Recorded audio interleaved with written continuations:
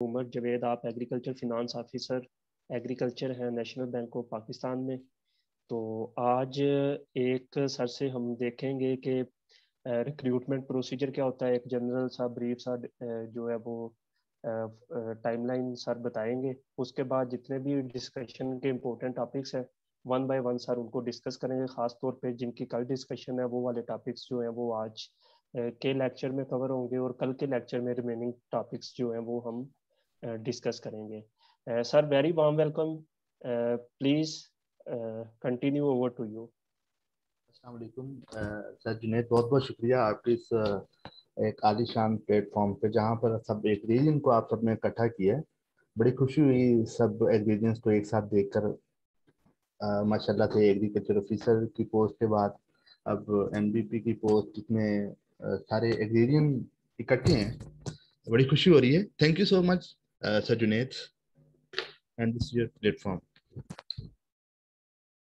मेरा नाम मोहम्मद उमर जावेद है, agriculture finance officer Sahiwal region में मैं वर्किंग कर रहा हूँ।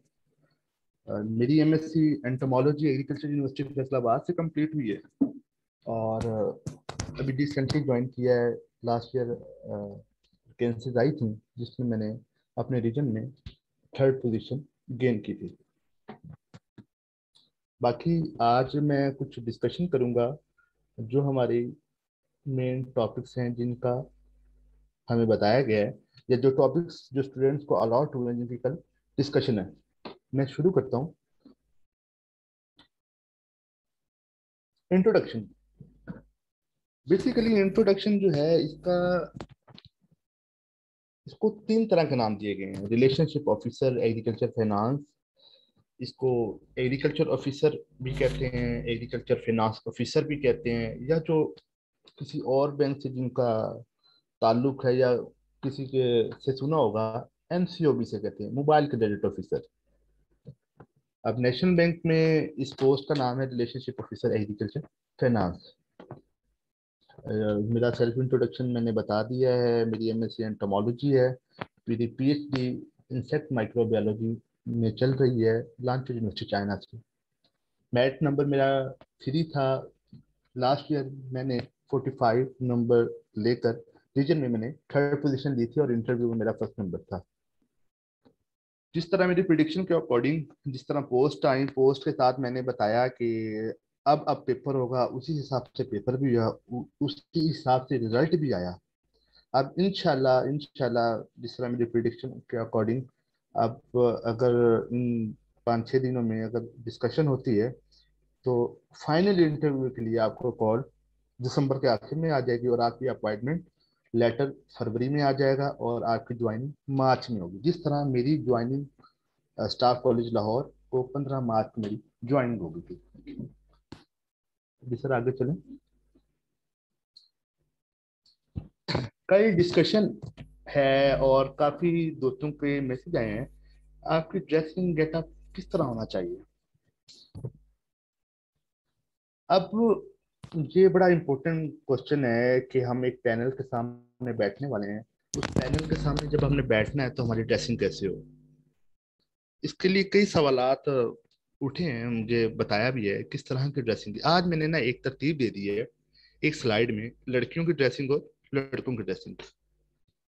रूम जो है शुड बी पीस, सुकून वाला कमरा होना चाहिए जहाँ पे कोई आवाज या बच्चों का शोर ना आ रहा होगा। ऑब्वियसली पैनल बैठा होगा तो बच्चों के शोर से या कोई ऐसी जगह से परहेज करें जहाँ पे आपका आसानी से शोर आपके रूम में आ रहा हो। पीसीएल का कनेक्शन, आपकी डिवाइस, आपका वाईफाई स्ट्रांग होना चाहिए। ये ना कि खुदा ना खास्ता जब आप पैनल के सामने इंटरव्यू दे रहे हो और आपका वाईफाई कुछ फ्लैक्चुएट हो रहा हो। लड़कों के लिए स्पेशल है शर्ट विद टाई, लाजमी होनी चाहिए। ठीक है, आपने नीचे आपने जीन्स पहना हुआ है, ट्राउजर पहना हुआ है, कुछ भी पहना हुआ है, इवन डजेंट मैटर। आप बिल्कुल आप अपने लैपटॉप के सामने बैठे होंगे, आपके लैपटॉप के सामने आपकी शर्ट, आपकी टाई और आपका कोट। कोट अगर है तो बेहतरीन है, आप वेल पर्सनैलिटी लगेंगे। आप इंटरव्यू के लिए आए हुए हैं ऑनलाइन डिस्कशन में, तो आप कोट लाजमी पहने। लड़कियों के लिए है कि वेल डिफाइंड नहीं है। ठीक है, उनकी प्रेफरेंस है, वो मास्क पहनना चाहती हैं, वेल करना चाहती हैं या हिजाब करना चाहती हैं। अब अगर कोई लड़कियां हिजाब करना चाहती हैं तो लाइट सा कलर हो हिजाब का, ज्यादा डार्क या शॉकिंग कलर ना हो। मैं इसके बाद में एक्सप्लेन करूंगा कि जो जिस तरह लड़कियों के लिए क्या आगे प्रिकॉशन है वो मैं आपको आगे जाके बताऊंगा। अच्छा, इसके लिए आपका बैकग्राउंड पीछे वाला, जब आपके पीछे से आ रहा होगा नजर आपका बैकग्राउंड, वो वेल क्लियर्ड हो, ठीक है, और बेहतरीन लग रहा हो। अच्छा, इसके बाद है आपकी लाइटिंग।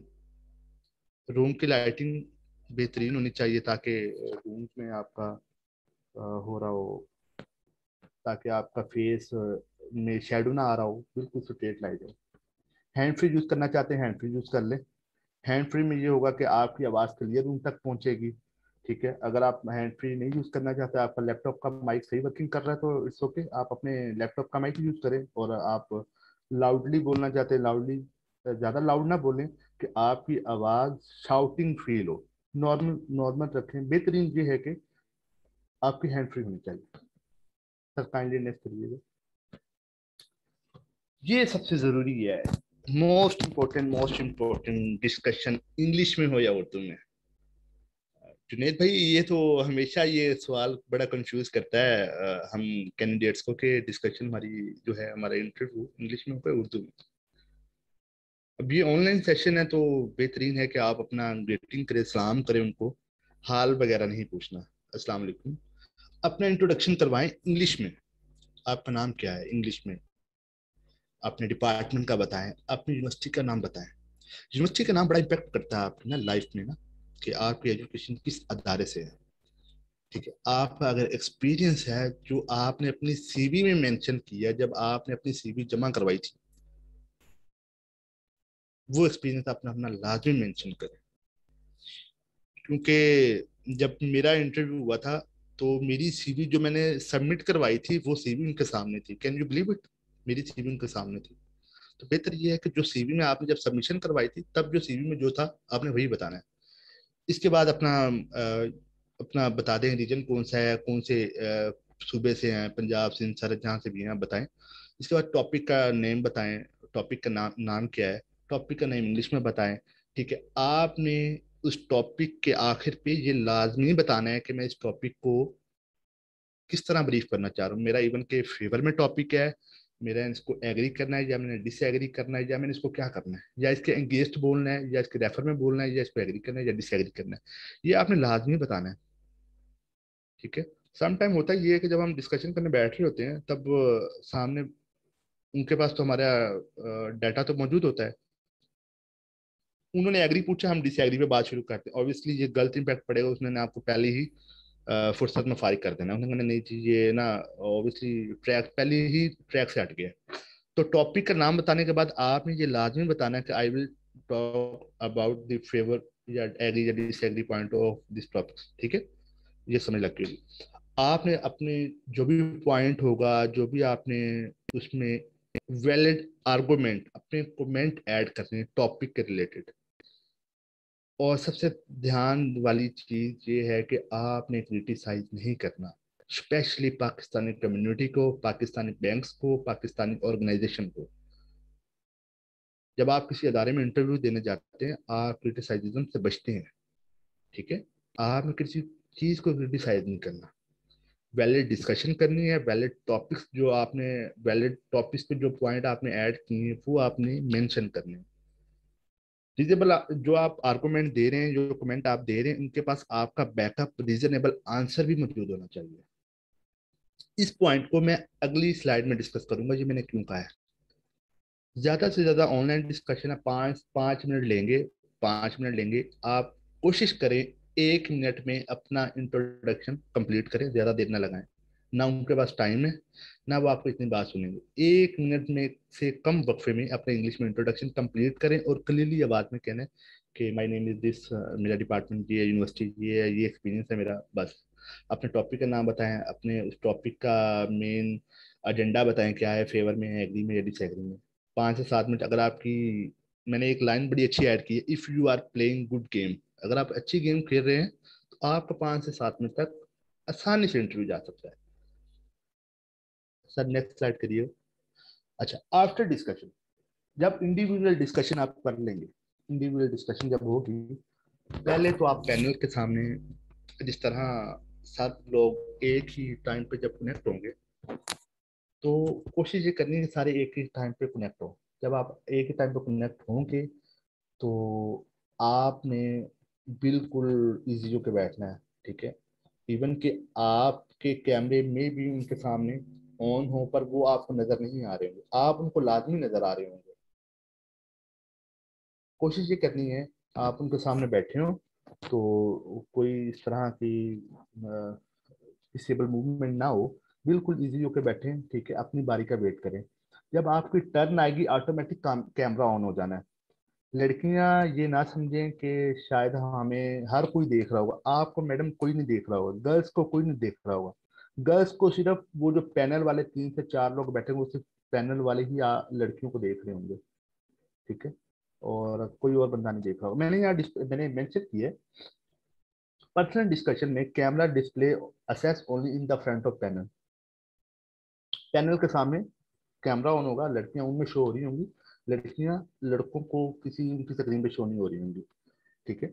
अच्छा, इसके बाद जब आपका जब कैमरा ऑन हो जाएगा तो पैनल भी आपको असेसेबल होगा, आपको देख सकता है, और आप भी इस पैनल की टीम को देख सकते हैं। अब जब आपकी इंडिविजुअली डिस्कशन होगी, अब आपने क्या करना है, अब आपका आखिर पे एक लास्ट पे डिस्कशन पैनल बनेगा एक, जिनमें जो उस टॉपिक को फेवर कर रहे होंगे वो सेपरेट हो जाएंगे, जो नॉन फेवर जो डिसएग्री होंगे वो सेपरेट हो जाएंगे। अब मैंने यहाँ पे लाइन अंडरलाइन की है, रेड हाईलाइट किया है, support their argument comment logic in the against of non favour. अगर आपके आर्गुमेंट फेवर में है तो आप अपने वो वैलिड पॉइंट अगली टीम पे के अगेंस्ट बोलने हैं जो आपके फेवर पॉइंट को ही सपोर्ट करें। सपोज के मैं राइट जा रहा हूँ, घर जा रहा हूँ, तो मैंने यही बताना है कि मैं यहाँ राइट राइट से जाऊंगा, मैंने ये नहीं बताऊंगा कि मैं उधर से घूम कर राइट जाऊंगा फिर मेरा घर आएगा, नहीं। अगर आपने वैलिड पॉइंट कमेंट रखने हैं अपने फेवर टॉपिक के लिए, तो आप उसके लिए उसके आर्गुमेंट भी आपके सपोर्टिव हो।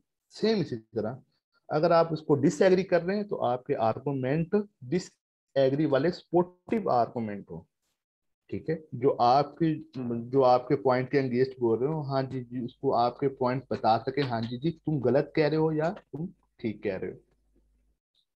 मुझे लगता है कि इस पॉइंट की समझ आती होगी। अच्छा, in this phase girl can turn of their camera.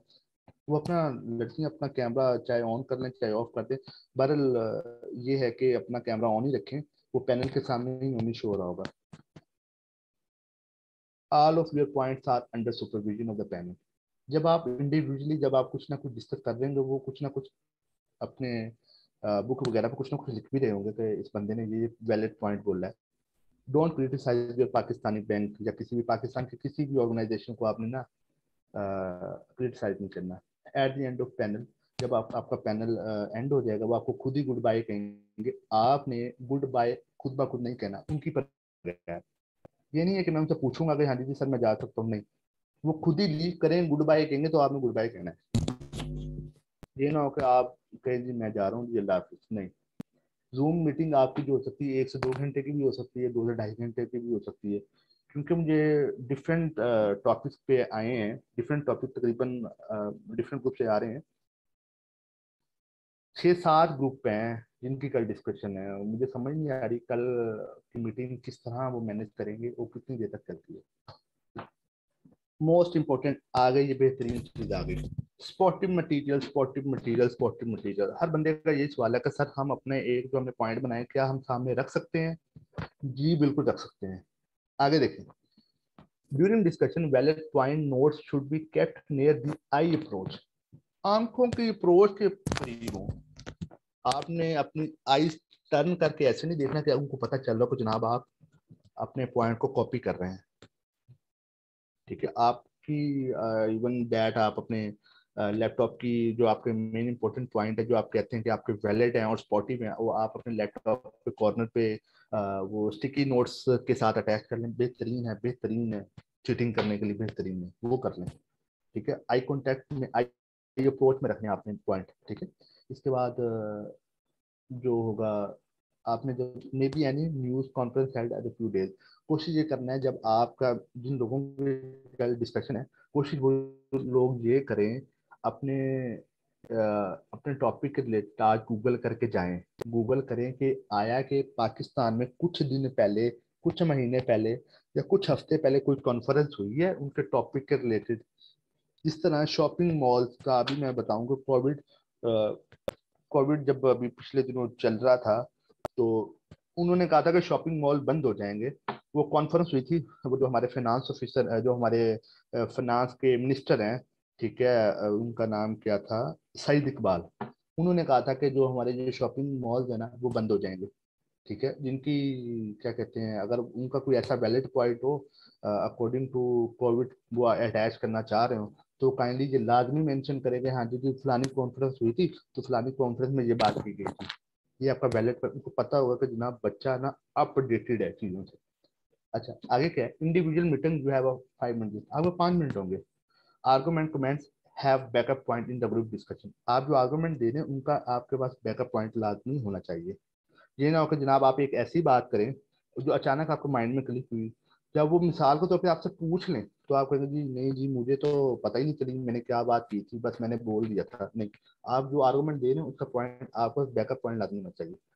Don't discuss those point which do not know properly, कभी वही पॉइंट ना कहें जो आप नहीं जानते। पैनल में हो सकता है 4 से 5 बंदे हो, 2 भी हो सकते हैं, 3 भी हो सकते हैं, कुछ नहीं कहा जा सकता। मोस्टली पैनल में 4 लोग होते हैं। नेक्स्ट करिएगा सर।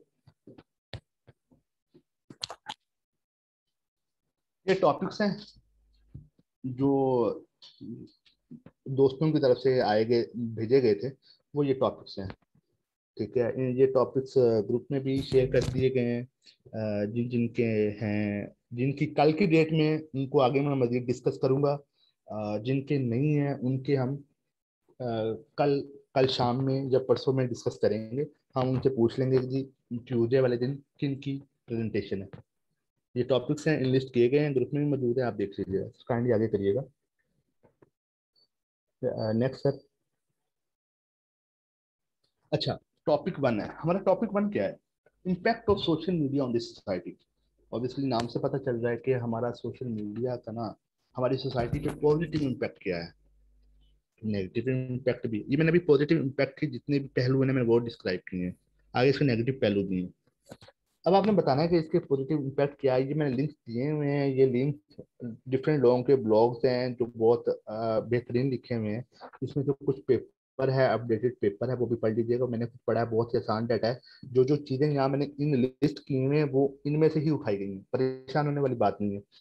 अच्छा, इसमें क्या, सबसे पहले बिजनेस का ना, आप ऑब्वियसली सिंपल सी चीज है कि ना आप सोशल मीडिया का ना, सोशल मीडिया से आप अपने बिजनेस को किस तरह प्रमोट कर रहे हैं, ओनली बताने की जरूरत नहीं है। अमेजोन, अमेजोन हर कोई जानता है, आप बिजनेस को प्रमोट किया कर रहे हैं किसके, सोशल मीडिया के थ्रू। दराज बेहतरीन एप्लीकेशन है, हर बंदा जानता है, हर बंदा यूज कर रहा है दराज, दराज application. Obviously social media impact है, बिजनेस को बहुत आला चल रहा है। सोशलाइजेशन, ऑब्वियसली जब आप बिजनेस कर रहे होंगे तो आपकी सोसाइटी, कम्युनिटी स्ट्रांग होगी कि नहीं होगी।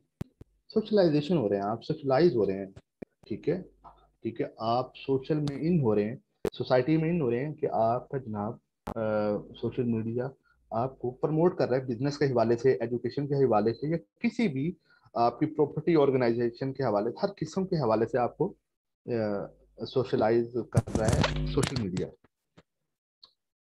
आगे है एजुकेशन। जिस तरह माशाल्लाह ये स्कूल ऑफ एग्रीकल्चर है, द बेस्ट प्लेटफॉर्म है एग्रीकल्चर के हवाले से। पाकिस्तान में ये पहला प्लेटफॉर्म है जो हमें और आप सबको और हमें आज तक जहाँ जहाँ तक लेके आया कि हम किसी भी एग्रीकल्चर के रेलिवेंट का कोई भी पेपर है हमें इस प्लेटफॉर्म पे अवेलेबल होगा।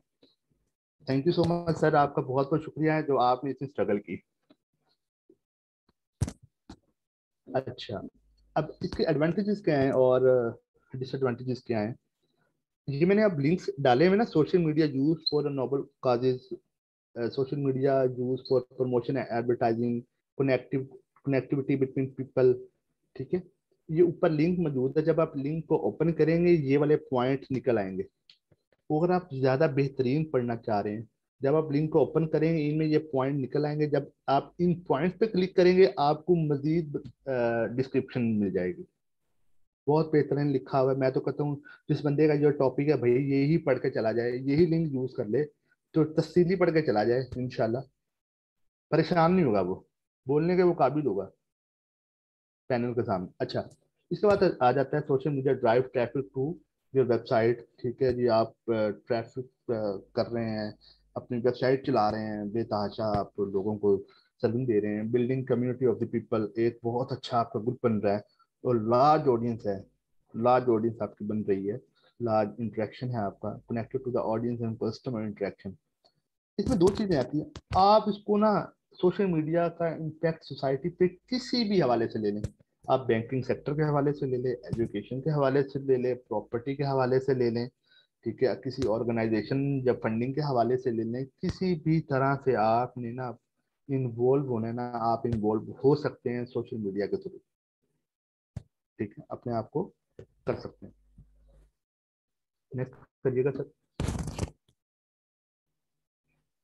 अब social media help the government, government को हेल्प कर रही है। गवर्नमेंट वो गवर्नमेंट को हेल्प किस तरह कर रही है कि डिफरेंट आइडियाज जो बिजनेस प्लान है वो दिए जाते हैं, ठीक है, और सोशल मीडिया प्रमोट कर रहा है हमें, गवर्नमेंट को प्रमोट कर रहा है। अब वो प्रमोट किस तरह कर रहा है, ये अब वो एक शायद आपको लगे कि ये लिखा हुआ है कि social media help the government, किस तरह गवर्नमेंट को हेल्प कर रहा है। सोशल मीडिया बताता है कि जिस तरह आपके अभी जो जितने भी फंड्स आ रहे हैं, ये फंड भी तो उन्हीं में से उनकी एडवर्टाइजिंग की है, गवर्नमेंट की हेल्प कर रहा है। ठीक है, और आप उस एडवर्टाइजमेंट के थ्रू आपको पता चल रहा है कि जनाब गवर्नमेंट आपको क्या क्या फैसिलिटीज दे रही है, क्या क्या सब्सिडीज दे रही है, वो सारी चीजें इसमें आ जाती हैं। इम्प्रूव द बिजनेस रेपुटेशन, आप इंटरटेनमेंट इससे कर रहे हैं, आपको इसमें हर तरह की अवेयरनेस हो रही है, और ह्यूमन इंटरेक्शन भी हो रहा है। जॉब रिसर्चिंग बेहतरीन है, बेहतरीन, इस पे आप लेकर जितना मर्जी आप इसको ना फाइंड आउट कर लें, जॉब रिसर्चिंग हो रही है। और social media spread information fast, information तेजी से फैल रही है, कोस्ट इफेक्टिव, बेहतरीन है। यूज फॉर द कम्युनिकेशन, बताने की जरूरत नहीं है, अच्छी तरह सब जानते हैं, ब्रांड लॉयल्टी हो रही है। ठीक है, हर तरह का बिजनेस चल रहा है, बिजनेस सब सोशल मीडिया के थ्रू है, प्रोफेशनल ग्रोथ है। आगे करिएगा सर।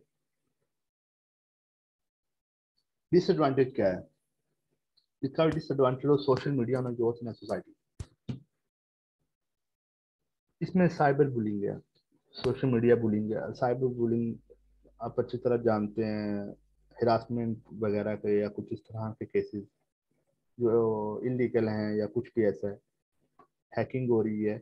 अभी रिसेंटली जो माशाल्लाह से नेशनल बैंक पे जो साइबर क्राइम का अटैक हुआ, हैकिंग हुई है, सुनने में आया कि जनाब 2 करोड़ रुपया कोई गायब हुआ है हैकिंग के जरिए। बहरहाल अब ये ठीक है कि नहीं ठीक, इस बारे में कोई डिस्कस करने की बात नहीं है।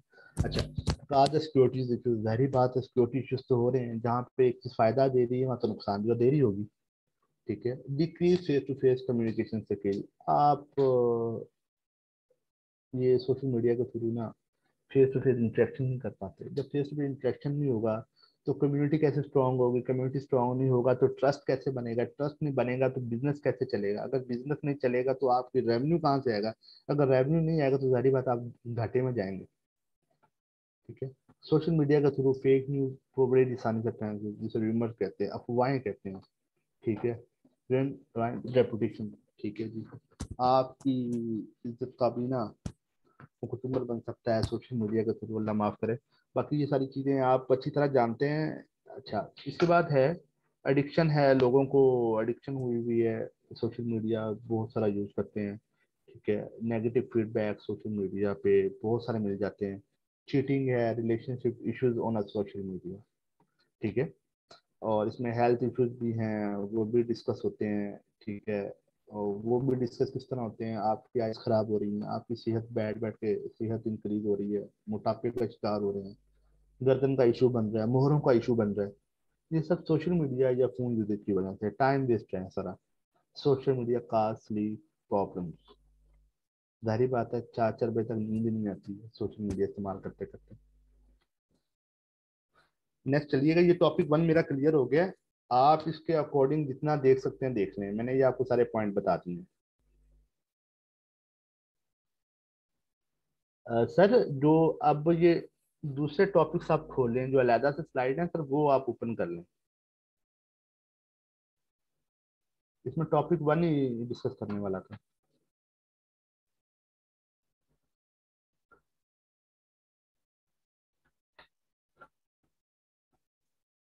अच्छा, टॉपिक 2 है हमारा, large shopping malls are replacing the small local shop. सारी बात है, आपकी जो बड़ी मार्केट, इतनी बड़ी मार्केट्स हैं, आपकी छोटी शॉप्स को ना वैसे ही खसारे में डाल रही हैं। ये डिफरेंट लिंक्स, वही बात है, इन डिफरेंट लिंक्स में से मैंने उठा के डाटा आगे पेश किया है, वो देख लीजिएगा। बड़ा अच्छा मैंने एक्स्ट्रा डाटा भी लिखा हुआ है अंदर, वो भी देख। एडवांटेजेस क्या है कि एक्सपीरियंस, बहुत सारा एक्सपीरियंस आपको मिलता है। Lord glossary of items, good quality product, अच्छी चीज मिल जाती है, वो भी under the one roof. Disadvantage क्या है, you can check yourself by researching, ये आप खुद ही ढूंढेंगे। नेक्स्ट करिएगा sir. Advantage of shopping malls. Shopping mall की क्या एडवांटेजेस है, एक लार्ज फैसिलिटी पार्किंग की है, वाइड प्रोडक्ट अवेलेबल होती है under the roof, competitive producer are available under the roof. जाहिर बात है डिफरेंट ब्रांड एक ही छत तले मौजूद है, कंपटीशन बढ़ गया। ठीक है, और आपको वहाँ पर फैसिलिटेट करने के लिए आपके लिए होटल्स हैं, रेस्टोरेंट हैं, या कोई भी फास्ट कैफे या फूड अवेलेबल है, गेमिंग जोन है, और उसके बाद फूड कोर्ट, एक फूड मार्केट अवेलेबल है। आपको वहाँ पर बेहतरीन है, जो लोग वहाँ पे जॉब कर रहे हैं उनके लिए एक जारी बात है, मॉल ओपन होगा तो बहुत सारी large number of opportunities will be create, बहुत सारे लोगों को रोजगार का मौका मिलेगा।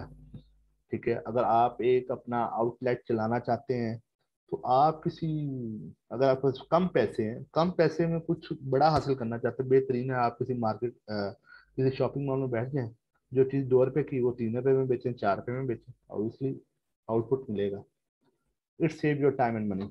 जाहिर बात है, हर चीज़ एक ही जगह पर मिलेगी तो टाइम भी बचेगा और मनी भी बचेगी। Share size and variety of product, बहुत सारी चीज़ें मौजूद हैं एक ही छत के तले।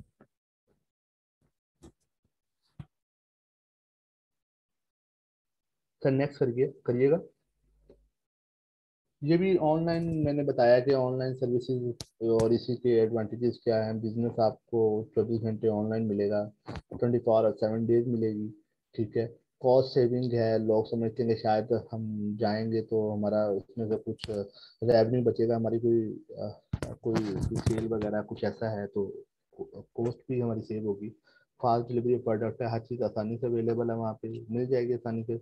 और उसमें हर तरीके, और वहाँ पर हर काम आपका एक प्रोफेशनलिज्म तरीके से किया जा रहा है, और लेस पेपर बेस्ड। जारी बात है, वहाँ पर कोई हैंड रिटन काम तो है नहीं। वो ट्रैकिंग आईडी QR बार लगे हुए हैं हर प्रोडक्ट के आगे, वो स्कैन करेंगे तो सारा डाटा उनके पीसी पे आ जाएगा, फिर वहाँ से आपकी रिसिप्ट निकल आएगी, वहाँ पे आपका बिल। तो जारी बात है, पेपर बेस्ड बचा है, हैंड राइटिंग वाला काम ही खत्म हो गया। Opportunity to manage your business from anywhere in the world. आप कहीं भी अपना ना बिजनेस स्टार्ट कर सकते हैं, ऑनलाइन शुरू कर सकते हैं या मैनेज कर सकते हैं पूरी दुनिया में, कहीं भी बैठे, घर बैठे। मैनेज करिएगा सर। अब जहाँ पर हमने एडवांटेज की बात करी, वहाँ पर डिसएडवांटेज भी है। अब जाहिर डिसएडवांटेज क्या है, फ्रॉड ऑनलाइन होते हैं। मेरे साथ मेरी मदर के साथ पिछले दिनों फ्रॉड हुआ है। मंगवाया क्या था, आया क्या। तो ये ऑब्वियसली फ्रॉड, एक ऑनलाइन शॉपिंग स्कैम हो रहा है, सबसे बड़ा नुकसान है। अब इसका जाहिर बात, जब आपका फ्रॉड होगा, जब फ्रॉड होगा तो ट्रस्ट खत्म हो जाएगा। जब ट्रस्ट खत्म होगा यार, आप कहेंगे नहीं यार मैनुअली चीज लेते हैं, छोड़े बड़े हमने ऑनलाइन ही मंगवानी। तो ऑब्वियसली जिन्होंने फ्रॉड किया है, अब एक तो ट्रस्ट खत्म हो गया। ठीक है, आपका इंटरेक्शन फिर आप देखेंगे नहीं, ऑनलाइन कोई भी चीज नहीं देखेंगे, आपने कहना यार ये भी फ्रॉड हो सकता है, आप अपना कहना छोड़े यार, देखते ही नहीं। इससे क्या होगा, जिससे नुकसान क्या होगा ऑनलाइन शॉपिंग से, आपके पास लोगों से कम्युनिटी इंटरेक्शन जो सर्कल होगा वो खत्म हो जाएगा, आप ऑनलाइन शॉपिंग करने से परहेज करेंगे। आप कहेंगे जनाब हम 2-4 पैसे ज्यादा लगा लेते हैं, जाके मैनुअली शॉपिंग कर लें तो वो बेहतर है। ठीक है। डिले इन डिलीवरी, बाद का तो डिलीवरी भी लेट हो जाती है। जब हमें चाहिए चीज कल चाहिए, वो परसों आ रही है, 2-4 दिन बाद आ रही है। You can not touch the product obviously. Ladies कोई सूट मंगवा रही हैं, जो चीज उन्होंने पिक्चर में देखी है वो पिक्चर में वो चीज नहीं है, तो सारी बात है स्टाफ का मसला होगा। हाथ से छू के वो चीज नहीं देखी तो सारी बात है ऑब्वियसली नुकसान तो होगा ही है। इसके बाद hidden cost and shipping charges वो भी आपके साथ अटैच की जाती है। लैक ऑफ इंटरेक्शन, आपका इंटरेक्शन कम होता है। और रिटर्निंग द प्रोडक्ट, बात दराज के अलावा कोई और ऐसी नहीं है मुझे लगता है कि जो रिटर्न पे पैसे देती हो। नेक्स्ट करिएगा sir. Why is the importance of माल। माल क्यों जरूरी है, शॉपिंग मॉल्स क्यों जरूरी है। लोग घरों से बाहर निकलते हैं एंटरटेनमेंट के लिए, चीजें खरीदने के लिए। ठीक है। और कुछ लोग सोचते हैं कि शायद ये उनके लिए राहत है। सम टाइम इसी तरह ही होता है, बंदा डिप्रेस तो बंदा कहता है यार शॉपिंग पे चलें। ठीक है। डिप्रेशन में हो और शॉपिंग पर चलें। एंटरटेनमेंट का जरिया है, गैदरिंग है, सोशल गैदरिंग है। आप प्रोडक्ट को चीज़ों को देखते हैं, नई नई चीज़ें देख रहे हैं, प्रमोशन देख रहे हैं, आप फेस्टिवल देख रहे हैं, वो सारी चीज़ें आप ना मॉल में ना आप इसकी इम्पोर्टेंस में ले सकते हैं। हमें मॉल मॉल क्यों जरूरी है। Why are mall good for the economy. जरूरी क्यों है ये, अगर ये पॉइंट भी बड़ा वैलिड सा है ना।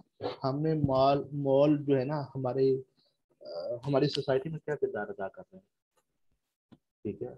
एक तो बेहतरीन है इंक्रीज एम्प्लॉयमेंट। ठीक है। लोगों को रोजगार का मौका मिल रहा है। Economy multiplies created by the mall से। इकोनॉमी जो है मल्टीप्लाई हो रही है, वहाँ पे डिफरेंट जो शॉप्स एक ही छत के तले डिफरेंट शॉप्स बैठे हैं, ऑब्वियसली सारों को रेवेन्यू मल्टीपली डिवाइड हो रहा है। तो सारे उसे कुछ ना कुछ बेनिफिट हासिल कर ही रहे हैं। वहाँ जितनी मॉल में जितनी भी शॉप्स हैं उनमें से मुझे नहीं लगता शायद कोई एक भी बगैर कुछ सेल किए घर जाता होगा। और इसलिए कुछ ना कुछ कमा के घर जाता होगा।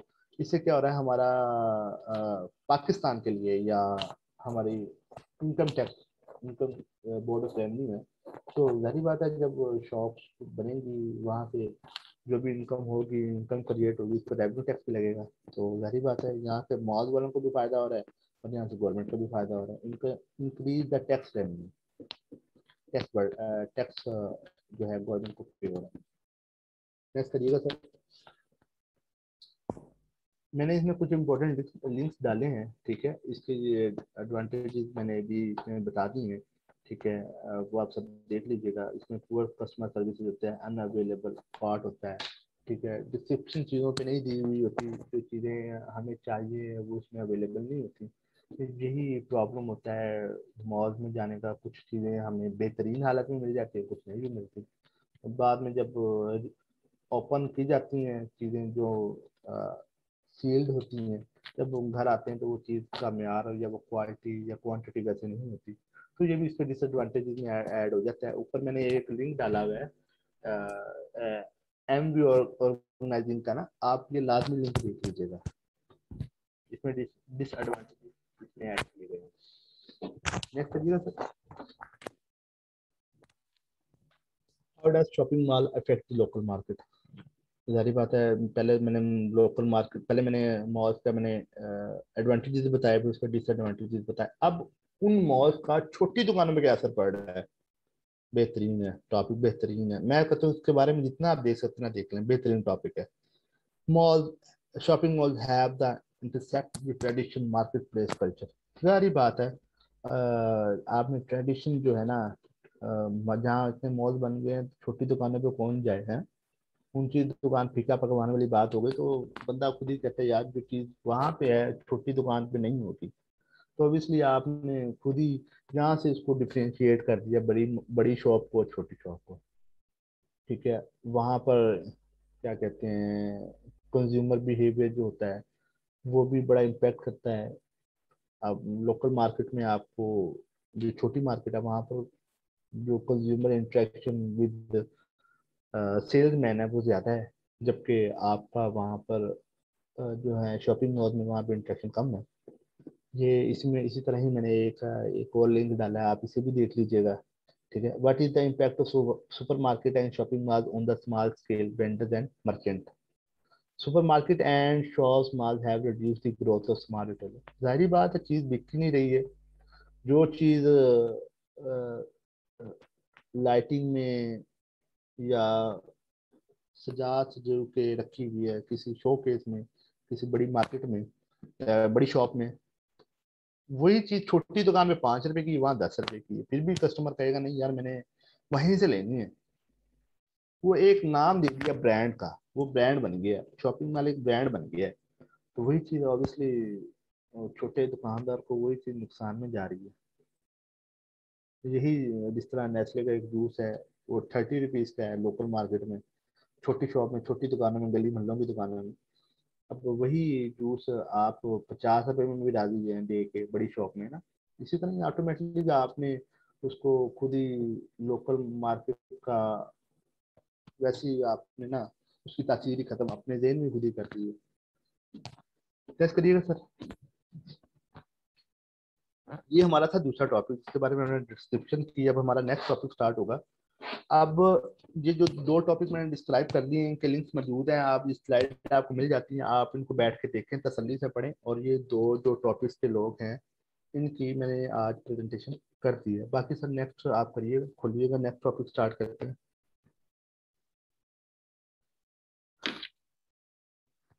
ये ऐसा सर ऐसा टॉपिक है, ये ऐसा टॉपिक है जिसकी ना सर मुझे भी ना समझने में बड़ी मुश्किल हुई. सर आप भी इसलिए एग्रेरियन भी हैं, एमसीओ भी रह चुके हैं सर. ये आपको भी ना थोड़ा सा इस टॉपिक ने ना थोड़ा सा हिलाया होगा. यार ये क्या टॉपिक है, is the customer always right. क्या जो हमारा कस्टमर है हमेशा वो ठीक होगा कि नहीं ठीक होगा. ये लिंक मौजूद है, ये लिंक मैंने सबसे पहले दिया. इस लिंक को आप ओपन करेंगे ना तो इसमें ना एक डायरेक्टरी दी हुई है. ठीक है, ये टेलीफोन डॉक्टर की एक डायरेक्टरी है जिसमें ना ईच एंड एवरीथिंग ना आसानी से उन्होंने ना बताई थी. उनमें से कुछ पार्ट निकाल के मैंने बाहर रखा हुआ है. तो ये क्या है, the customer is always right is instructive saying that they are those dealing with the public who make customer satisfaction on their highest priority. जाहिर बात है जो एक कस्टमर है, जो एक एम्प्लॉयर है, या बैंक वाला कोई एम्प्लॉयर है, या कोई सेलमैन है, या वो कोई भी है मेरे पास, मैं इवन के मैं एक शॉपकीपर हूँ, आप मेरे पास आते हैं तो मुझे आपको सेटिस्फाई करना सबसे जरूरी है. मुझे आपको प्रायोरिटी पे रखना है. इवन का चाहे मेरे साथ कोई भी बैठा हुआ है, मेरा कोई भी रिश्तेदार बैठा हुआ, नहीं मुझे उसकी प्रायोरिटी नहीं करनी. मुझे आपको प्रेफर करना है हर चीज में, हाईएस्ट प्रायोरिटी आपको देनी. कस्टमर की सेटिस्फेक्शन लाजमी है मेरे लिए. तो इसलिए मैं कहूँगा कस्टमर जो भी बोलेगा मैं कहूँगा हाँ जी सर आप ठीक कह रहे हैं, मेरी प्रोडक्ट में गलती हो सकती है पर आप ठीक कह रहे हैं. चाहे मेरी प्रोडक्ट चाहे गलत है चाहे ठीक है, पर मैं ये तस्लीम कर लूंगा सर जी जी मेरी प्रोडक्ट जो है वो गलत है, आप ठीक कह रहे हैं. तो इसमें ऑब्वियसली एक पॉइंट निकला है, the customer is always right. इसमें से कुछ आगे उसके इम्प्रेशन हैं जो हम कस्टमर का देखते हैं. Don't focus on the negative. कभी कस्टमर को आप नेगेटिव पहलू से ना देखें. कस्टमर अमीर है, गरीब है, मीडियोकर है, जिस तरह का भी है वो आपके लिए कस्टमर है, वो आपके लिए प्रेफरेबल है और प्रायोरिटेबल है. ठीक है. Don't even say the word no, sorry sir. ठीक है, नहीं ये चीज नहीं है, सॉरी सर ये चीज मेरे पास नहीं है, आप इंशाल्लाह नेक्स्ट टाइम आएंगे तो आपके लिए अवेलेबल होगी. ठीक है. इसी तरह don't waste time focusing on the right and wrong in this situation. वही पहले मैं बता चुका हूँ, कोई चीज़ आपकी सही है या गलत, आपने कहना जी सर ठीक है जी गलती हो गई है. हो सकता है किसी बायोटिक एबायोटिक फैक्टर की वजह से वो चीज़ में प्रॉब्लम हो गई, इन्वायरमेंटल कंडीशन की वजह से हो सकता है वो मेरी चीज़ खराब हो गई हो, या किसी पेस्ट रोडेंट की वजह से वो चीज़ मेरी खराब हो गई हो सकता है. आप ठीक कह रहे हैं, बिल्कुल ठीक है. ये है, उसको आपने नेगेटिव नहीं लेना. नेक्स्ट करिएगा. Is customer always right? The point of the rules was to advocate for giving the way to the customer complaint and feedback. जाहिर बात है जो आपका लिए कस्टमर है, बेहतरीन कस्टमर है, तो वो आपको कंप्लेन भी वो आपकी कर सकता है, वो आपको अच्छा फीडबैक भी दे सकता है. तो एक कस्टमर के साथ एक अच्छे वे में टॉक करना वो आपको आपको बताएगा कि कस्टमर इज ऑलवेज राइट, हमेशा कस्टमर ठीक ही होगा, वो गलत कभी नहीं होगा, तो वो आपको फीडबैक देने का भी हक रखता है, आपको शिकायत करने का भी वो हक रखता है। ठीक है, हमारा बॉस, हमारा मैनेजर, हमारा हेड हमें कभी नहीं देखेगा कि सर हम ठीक थे या वो गलत था। वो कहेगा नहीं ना, कस्टमर ठीक है, आप गलत हो। चाहे वो जितना भी एम्प्लॉयर अपने बॉस के लिए कितना भी ट्रस्टेबल ना हो, कितना भी उसके लिए यकीन करने वाला क्यों ना, पर वो हमेशा कस्टमर को ही प्रेफर करेगा।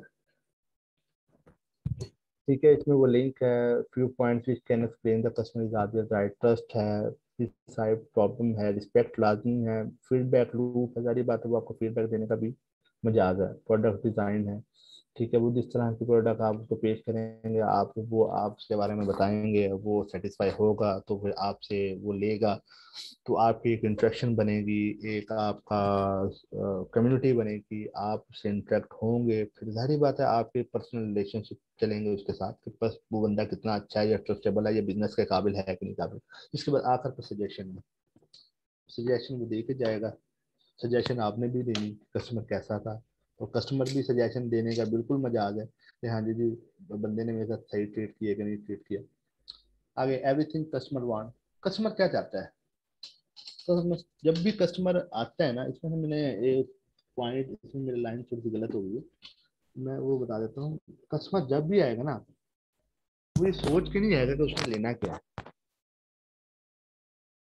आप शॉपिंग करने जाते हैं ना, शॉपिंग करने जाते हैं, खास तौर पे हमारी मदर्स, हमारी सिस्टर जब शॉपिंग करने जाती है, वो लेने क्या जाती है, लेके क्या आती हैं। ठीक है, इसीलिए वो कहते हैं कि कस्टमर का तो माइंड नहीं होता कि कस्टमर ने क्या लेना क्या नहीं लेना। हो सकता है कि हम अपना सूट लेने जा रहे हो तो हमें शाल पसंद आ जाए, हम शाल लेने गए हो हमें सूट पसंद आ जाए, हमें दुपट्टा पसंद आ जाए। तो यही चीज है कि कस्टमर कस्टमर का कोई प्लान नहीं होता, तो वो घर से कुछ सोच के नहीं आया था उसने लेना क्या, आगे आगे तो अपना खुद ही माइंड सेट हो जाएगा। ठीक है, आपने कस्टमर के साथ बिल्कुल इजी रहना है, सिंपली वे में बात करनी है। ठीक है, उसके साथ बिल्कुल इतना वो फ्री नहीं बना कि आप उसे उससे थोड़ा सा पर्सनली होकर आप बात कर रहे हो। तो इसमें आप क्या कहते हैं, हो सकता है वो आपको जो जिस कस्टमर के साथ आप रिलेशनशिप क्रिएट कर रहे हैं, हो सकता है वो क्या पता वो आपसे आप ही की शॉप से बहुत सारा सामान लेकर चला जाए। हो सकता है ना, क्रिएटिविटी हो जाएगी ना। वो आपको क्या पता है, वो जो हमारी मदर गई हुई है वहाँ पे शॉप पे, उसने 3,000 का सूट लेना है, तो वो आप उसको कस्टमर के साथ इतना अच्छा, वो शॉपकीपर के साथ इतना अच्छा बिहेव करे, वो कहे, ना मैं ये भी सूट ले लिया, ये भी ले लिया, ये भी ले लिया, 3,000 का प्लान करके आई थी, 12,000 का रेवेन्यू देके गई है उस बंदे को। जाहिर बात है लॉयल्टी, आपकी एक्सेसिबिलिटी, आपकी अकाउंटेबिलिटी, आपकी क्रिएटिविटी बड़ी काम आती है। ये कस्टमर इस वजह से कहते हैं customer is always right. Next करिएगा सर।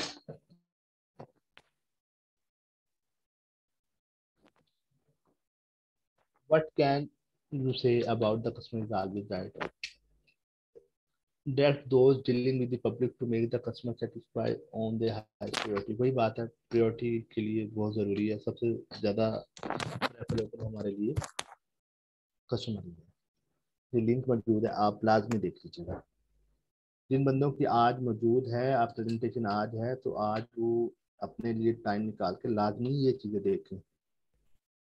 कल तो गुजर ही जानी है, तो बेहतरीन ये कि आज सारा दिन सारी रात लगा के ये पढ़ लें। इससे क्या होगा कि आपका माइंड इनोवेटिव होगा, आपके माइंड में नई चीजें आएंगी, इनको पढ़ने से आप कहेंगे हाँ जी जी कि उमर भाई ने ये बात की थी, मेरे माइंड में ये चीज आ रही है, तो मैं ऐसी चीज रिसर्च करूं कि मुझे मेरे अकॉर्डिंग भी चीज मिल जाए और मुझे एक्स्ट्रा भी मिल जाए और वैलिड पॉइंट भी मिल जाए और आर्गुमेंट भी मिल जाए। ये तीन हो गया ना। हाँ, इंग्लिश को लाजमी पढ़ लीजिए। प्रोवर्ब क्या है, मैंने इसमें प्रोवर्ब ऐड की है, जिन बंदों का ये टॉपिक है ना, तो ये लाजमी प्रोवर्ब ऐड करें।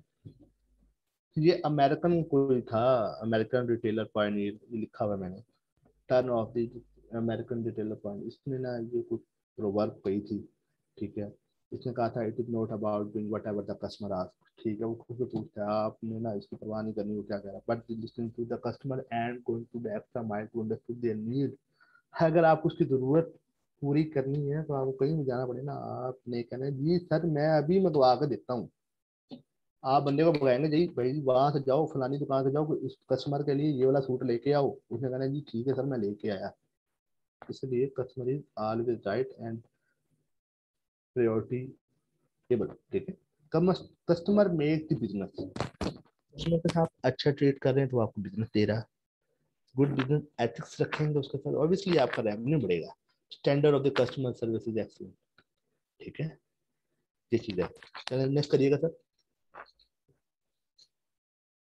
Overview, customer is always right. Type क्या बिजनेस प्रिंसिपल है, डेफिनेशन इसकी दी गई है, business principal that suggest the business treat the customer with respect and value the respect, ठीक है। आप उसको रिस्पेक्ट देंगे, आपके साथ अच्छा ट्रीट करेंगे, वो आपको एक अच्छा रेवेन्यू, अच्छा बिजनेस देगा। ओरिजिन क्या है, popularise success detailer such as, इसको पढ़ने की जरूरत नहीं है, ठीक है। ओरिजिन ये कह सकते हैं कि पहली दफा जो ना business principle customer is always right का जो पहली दफा जो वर्ड यूज किया गया था या जो ये टर्म यूज की गई थी, ये हैरी गोल्डन ने यूज की थी 19वीं सेंचुरी में। रिलेटेड कॉन्सेप्ट है कस्टमर सर्विसेज प्रिंसिपल। अगर आप इसी को रिसर्च कर लेंगे ना, आपको सामने बेतहाशा डिटेल आ जाएगी, बेतहाशा मालूमात आ जाएगी। यस करिएगा सर। अब आता है जहाँ कस्टमर ठीक है और कस्टमर ठीक नहीं भी है। लाजमी तो नहीं हर दफा कस्टमर बहुत अच्छा है, और हर ये भी लाजमी नहीं कि हर दफा कस्टमर बुरा भी आए। अच्छा भी हो सकता है, बुरा भी हो सकता है, बहुत बुरा भी हो सकता है, ठीक है। ये लिंक मौजूद है, वही बात, लिंक को देख लीजिएगा। When customer are ill informed, कुछ ऐसे कस्टमर आते हैं हमारे पास, कुछ बुजुर्ग कस्टमर ऐसे आ गए कि शॉपकीपर के पास इल्ड इंफॉर्मेशन होती है उसके पास, मतलब उसको पता नहीं कि मैंने लेना क्या है, मैं मांग क्या रहा हूँ, मैंने देना क्या है, मैंने लेना क्या है। तो इस तरह के शॉपकीपर भी कहता है यार ये पता नहीं क्या लेने आया है, ठीक है। आप भी कहते हैं यार ये हमें खपाई जा रहा है, ले ले रहा नहीं, सूट हमारे से खुलवाई जा रहा है, वो भी निकाल वो भी निकाल, हम सूट निकाल के दिखाई जा रहे हैं, ये सूट बिना आपको पसंद ही नहीं आ रहा है, ठीक है ना। आपने कस्टमर को ना वो फिर उसी को सेट में आता है, कस्टमर नोट आल देता है, हमेशा वो ठीक नहीं होता, ठीक है, हमेशा वो ठीक भी होता है, हमेशा होता है। अच्छा, customer opinion discourage you from improving, सारी बात है। कस्टमर आपको दो चार बातें सुना देगा तो आप आपके अंदर जो करेज होगी चीज़ों को इम्प्रूव करेगा। आपने कहना छोड़ो यार, पिछले ना ਅਸੀਂ इदा की थी ਤੇ ਉਹਨੇ ਸਾਡੇ ਨਾਲ ਇਦਾਂ ਕੀਤੀ, हमने अब आइंदा ऐसे ये चीज़ नहीं करनी, सारी बात आप ऑटोमेटिक डिस्करेज होंगे, ठीक है। ये सारी चीजें आप हर पहलू से देख सकते हैं। इसको आप बैंकिंग सेक्टर के हवाले से देख सकते हैं, आप इसको शॉपकीपर मार्केटिंग के हवाले से, हर हवाले से इस पॉइंट का टच है। ये ऐसा टॉपिक है जिसमें आप इसको ना जहाँ से जहाँ मुड़ेंगे ये वहीं मुड़ जाएगा। अगर मैं कहूँ मैंने एजुकेशन के हवाले से मोड़ना है, मैं एजुकेशन के हवाले से मोड़ दूंगा। अगर आप मुझे कहें कि इसको बिजनेस के हवाले से मोड़ें, शॉपिंग के हवाले से, मैं वहीं मोड़ दूंगा। अगर आप कहें कि इसको बैंकिंग के हवाले से इसको टर्न ऑफ करें, मैं खुद वहीं टर्न ऑफ कर दूंगा। ये हर तरह का एक रैंडम अजीबो गरीब किस्म का टॉपिक है। बहरहाल मैंने ये सारी चीजें इस वजह से मेंशन की, सारे दोस्त इसको पढ़ लें, आसानी से समझ लें, अपने हिसाब से इसको डिस्कस करें, ठीक है। आगे टेल ऑफ कस्टमर आ गई, ठीक है, वही पुरानी बातें आ गई, ठीक है। कस्टमर आज is not a right, sir यहीं रुकेगा, यहीं रुकेगा।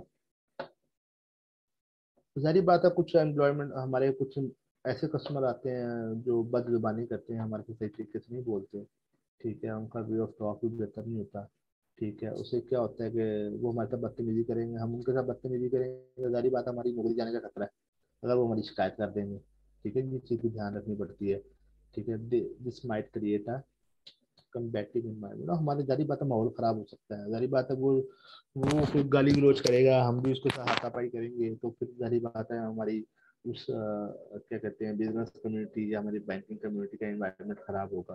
तो जारी बात है फर्क फर्क तो हमारे पे ही पड़ेगा, एक बैंकर पे पड़ेगा, एक बैंकर के एम्प्लॉयर को पड़ेगा, एक शॉपकीपर को पड़ेगा। उसकी क्या वजह, कस्टमर चला गया, कस्टमर ने चले ही जाना है। जब कस्टमर जाएगा जिसका जो उसका दोस्त होगा, यार नहीं यार वो नेशनल बैंक वाले बंदे ने मेरे से बातें नहीं की, तो बंदा अच्छा नहीं है यार, उससे कभी मुंह ना लगना। वो बंदा जनाब अपने घर में जाकर बताएगा, अपने दोस्तों जाने को बताएगा मेरी लड़ाई इससे जी फलाने से बदतमीजी हुई है, तो बंदा अच्छा नहीं है ना जाने, ऑब्वियसली ऑटोमेटिक ना वो वहाँ का माहौल खराब होगा। तो फिर बंदे कहेंगे नहीं यार हमने नेशनल बैंक नहीं जाना, नेशनल बैंक है ही ऐसा, तो इसलिए एक कम्बैटिव इन्वायरमेंट गंदा माहौल पैदा होगा। It is not a profitable factor, ठीक है जी। अगर जनाब तो हमेशा ये भी नहीं होता कि कस्टमर आपको प्रॉफिटेबल, कोई ऐसा भी कस्टमर आता है जो बिल्कुल ही जीरो होता है, जिससे हमें रेवेन्यू की कोई उम्मीद नहीं होती, पर हमें उसको ट्रीट करना पड़ता है। Customer is always right. Yes करिएगा सर। वही है कस्टमर, कस्टमर से हमने अच्छी तरीके से बात करनी है। कस्टमर नहीं जानता कस्टमर हमारे से कैसे बात करना है, पर हमने बी पोलाइट लेना है। ठीक है, वही वही पॉइंट्स हैं। Unhealthy tension between the employers and management. ठीक है, हम उससे बोलेंगे, वो हमारे साथ बोलेंगे, मैनेजमेंट और एम्प्लॉयमेंट के दरमियान, एम्प्लॉयर के दरमियान माहौल थोड़ा सा खराब होगा। ठीक है, वो एक दूसरे को जो कस्टमर बॉदर करते हैं, customer can take up more time and resource. जारी बात है, एक कस्टमर आया है, एक ऐसा विंडो शॉपिंग वाला कस्टमर भी होता है, तो हम भी कभी कभी विंडो शॉपिंग वाले कस्टमर बन जाते हैं। जी ये चीज दिखा दें, ये चीज दिखा दें, लेनी कोई चीज नहीं है। उससे क्या होगा कि ना, जो है शॉपकीपर होगा या बैंकर होगा या कोई भी होगा, ठीक है, तो एक तो टाइम वेस्ट होगा। ठीक है, जो उसने अपना दिमाग उस पर खर्च किया होता है, जिसने कोई चीज नहीं लेनी, आधा घंटा घंटा, जब आपने कहा नहीं यार पसंद नहीं है ये चीज, तो जाहिर बात है टाइम वेस्ट हुआ। तो फिर हम ऐसे कस्टमर को कहते हैं customer not Audible. Right, next करिएगा सर।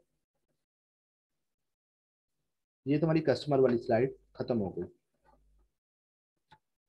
अभी हमारे 3 टॉपिक हो गए, इन टॉपिक्स को आप मजीद देखें, कल इन्हीं की प्रेजेंटेशन भी है। नेक्स्ट करिएगा सर।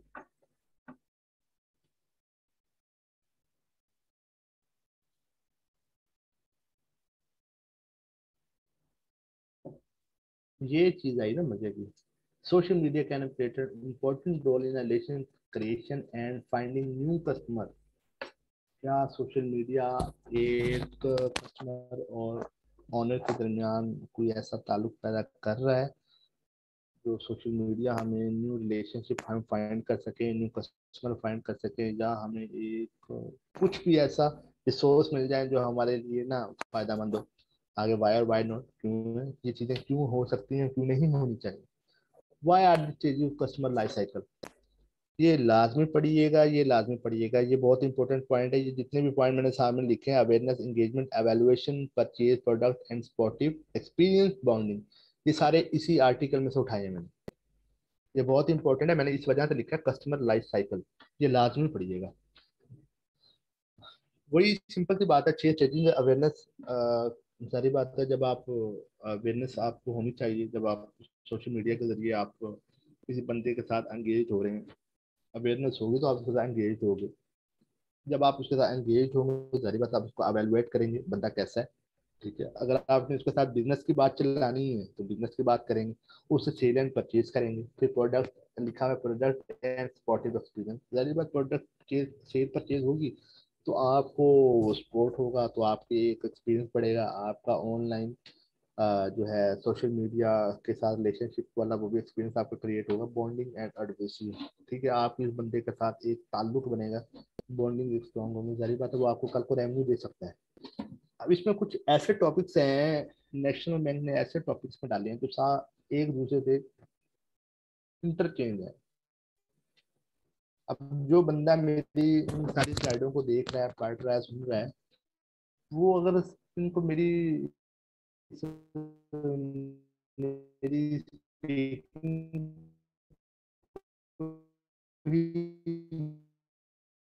वो सुन लेगा ना, तो वो कोई भी एक दूसरे से कोरिलेट है, आपस में मिलते जुलते हैं।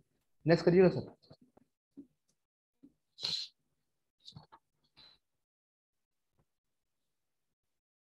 Social media can play important role in relation creation finding new customer, ये लिंक वही मौजूद है। तो नीचे वही बेसिक पॉइंट मैंने मेंशन किए हैं। Always response quickly to the customer, हमेशा कस्टमर को क्विकली रिस्पॉन्स मिलता है। इजीली कस्टमर की हिस्ट्री शेयर हो सकती है। ठीक है, हम उसको इजीली एक्सेसिबल है हमारे लिए।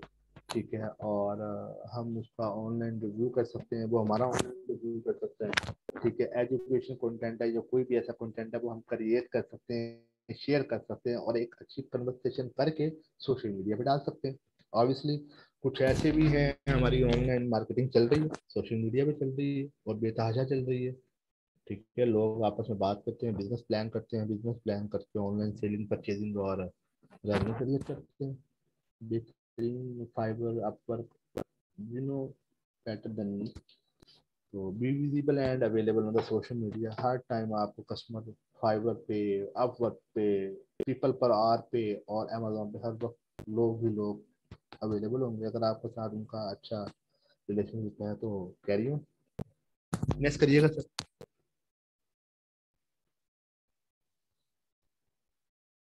अब सोशल मीडिया जो है ना हमें कस्टमर के साथ एंगेज कैसे करता है। आपने कोई कंटेंट डाला हुआ है जी, मैंने ये कपड़े सूट एक ऑनलाइन लगाया हुआ है, ठीक है, ये सूट खादी का है, इसमें ये इसमें फीचर है, ये दुपट्टा ऐसा है, ये ऐसा है, ये ऐसा है, ये शर्ट ऐसी है, इसका पजामा ऐसा है, इसकी है दुपट्टा ऐसा है, तो जारी बात है आपकी राइटिंग बहुत बड़ी मैटर करती है। इसके बाद आप जब आप राइटिंग फोर्स से बंदा बड़ा अट्रैक्ट होता है, यार इतनी चीजें वो इतने कम पैसों में दे रहा है, तो जारी बात आप अट्रैक्ट होंगे, तो फिर कस्टमर आपसे बात करेगा, ठीक है, फिर आपसे बात करेगा तो उसको एक पॉजिटिव यूजर एक्सपीरियंस होगा कि जारी बात है मैं जिस बंदे से बात करूँ यार ये चीज कम पैसों में अच्छी चीज दे रहा है, ठीक है।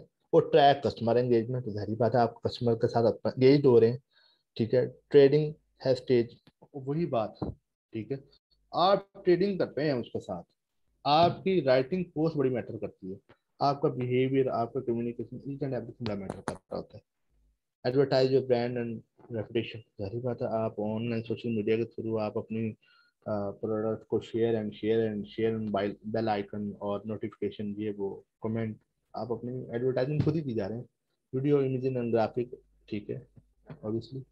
बाद में आप ऑफर लगा के फ्री भी दे सकते हैं। अब आप सेल से मुझे हमारे जी सर आगे करिएगा। वाई कस्टमर इज एंगेज, ये क्यों जरूरी है। Keep customer engaged throughout their purchase journey to develop the customer loyalty and collect valuable customer information.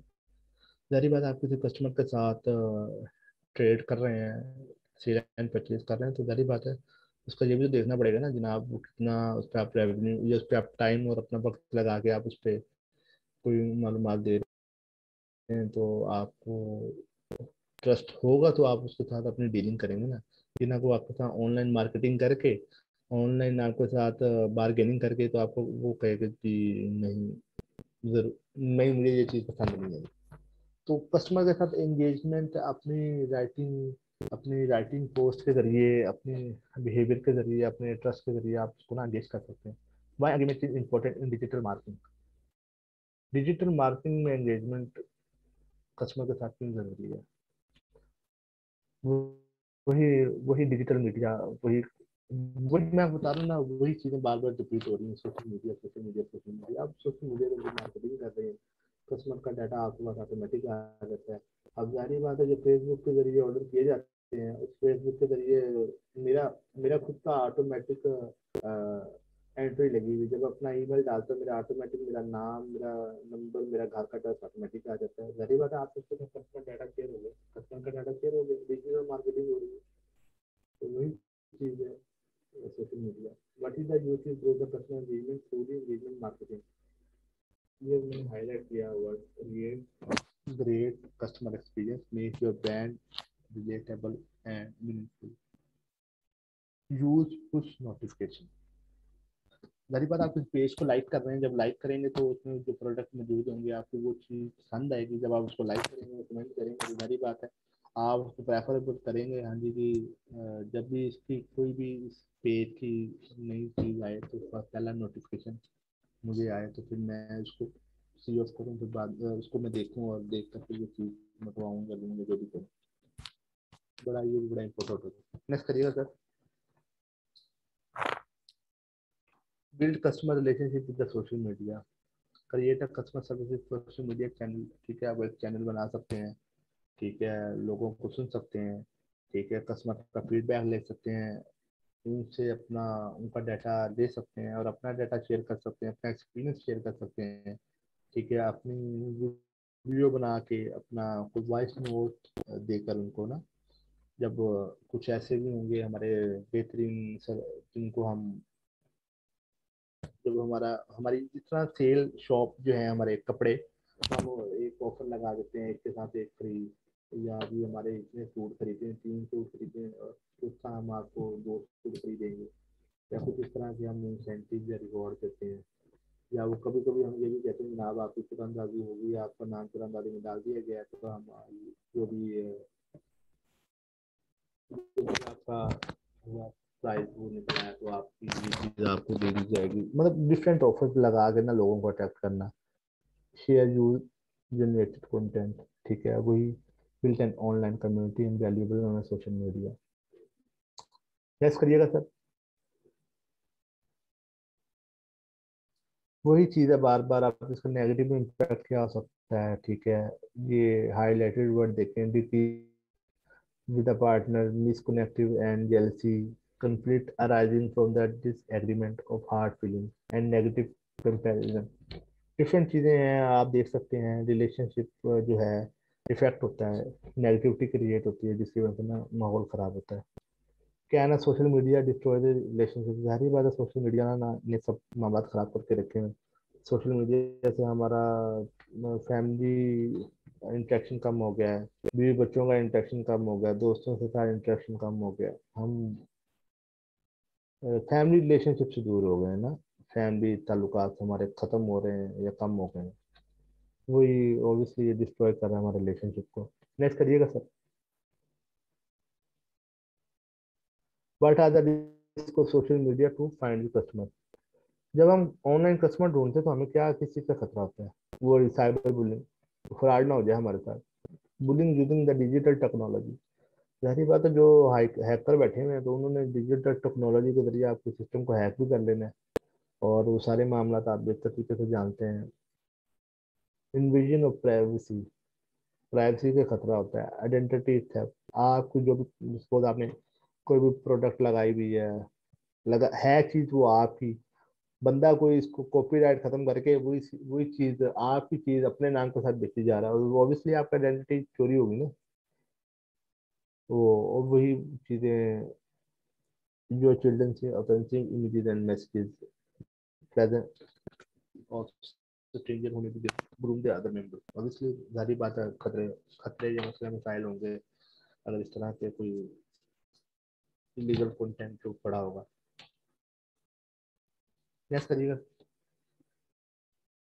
वही फैक्टर है, ठीक है। But factor affect the customer relation customer के इफेक्ट किया है, acknowledgement of the CRM. CRM पूछ सकता है, बहुत इंपॉर्टेंट पॉइंट है, customer relationship management and leadership. ये होता क्या है, कस्टमर का रिलेशनशिप मैनेजमेंट के साथ या एम्प्लॉयमेंट के साथ। सिंपल सी बात है, organisation culture communication and culture management processing and technology supporting customer management and services channel and communication. सारी चीजें वही बार बार रिपीट हो रही, वही चीजें बार बार मैं बताई जा रहा हूँ, वही चीजें सेम है। कस्टमर रिलेशनशिप हर हर हमारे हर डिस्कशन में ना, customer customer customer, owner owner, shopkeeper या बैंकर या जो भी है, सारे एक ही लाइन में इनको ना वाइंड अप है सारे। नेक्स्ट करिएगा सर।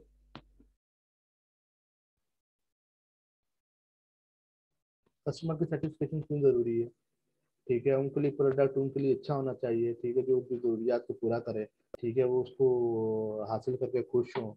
और बिजनेस को, इससे क्या होगा, हमारा बिजनेस प्रमोट होगा, हमारी कंपनी प्रमोट होगी, ठीक है। और हमारे अगर हमारा ऑनलाइन कोई चैनल है तो उसको लाइक भी किया जाएगा, सब्सक्राइब भी किया जाएगा, आगे शेयर भी किया जाएगा, और इसलिए वो चीज़ है।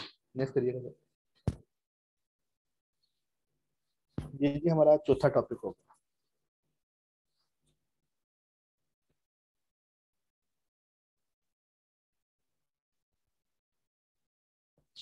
ये स्लाइड जितनी भी मैंने अभी तक बताई हैं, ये बड़ी मेहनत से तैयार की गई हैं, और ना इसमें सारा डाटा है, बड़ा अच्छे तरीके से इनको मैंने रिफाइन करके पेस्ट किया है। इनको देखें जरा, समझे, पढ़ें, आज ही का दिन है, और कल अपने आप को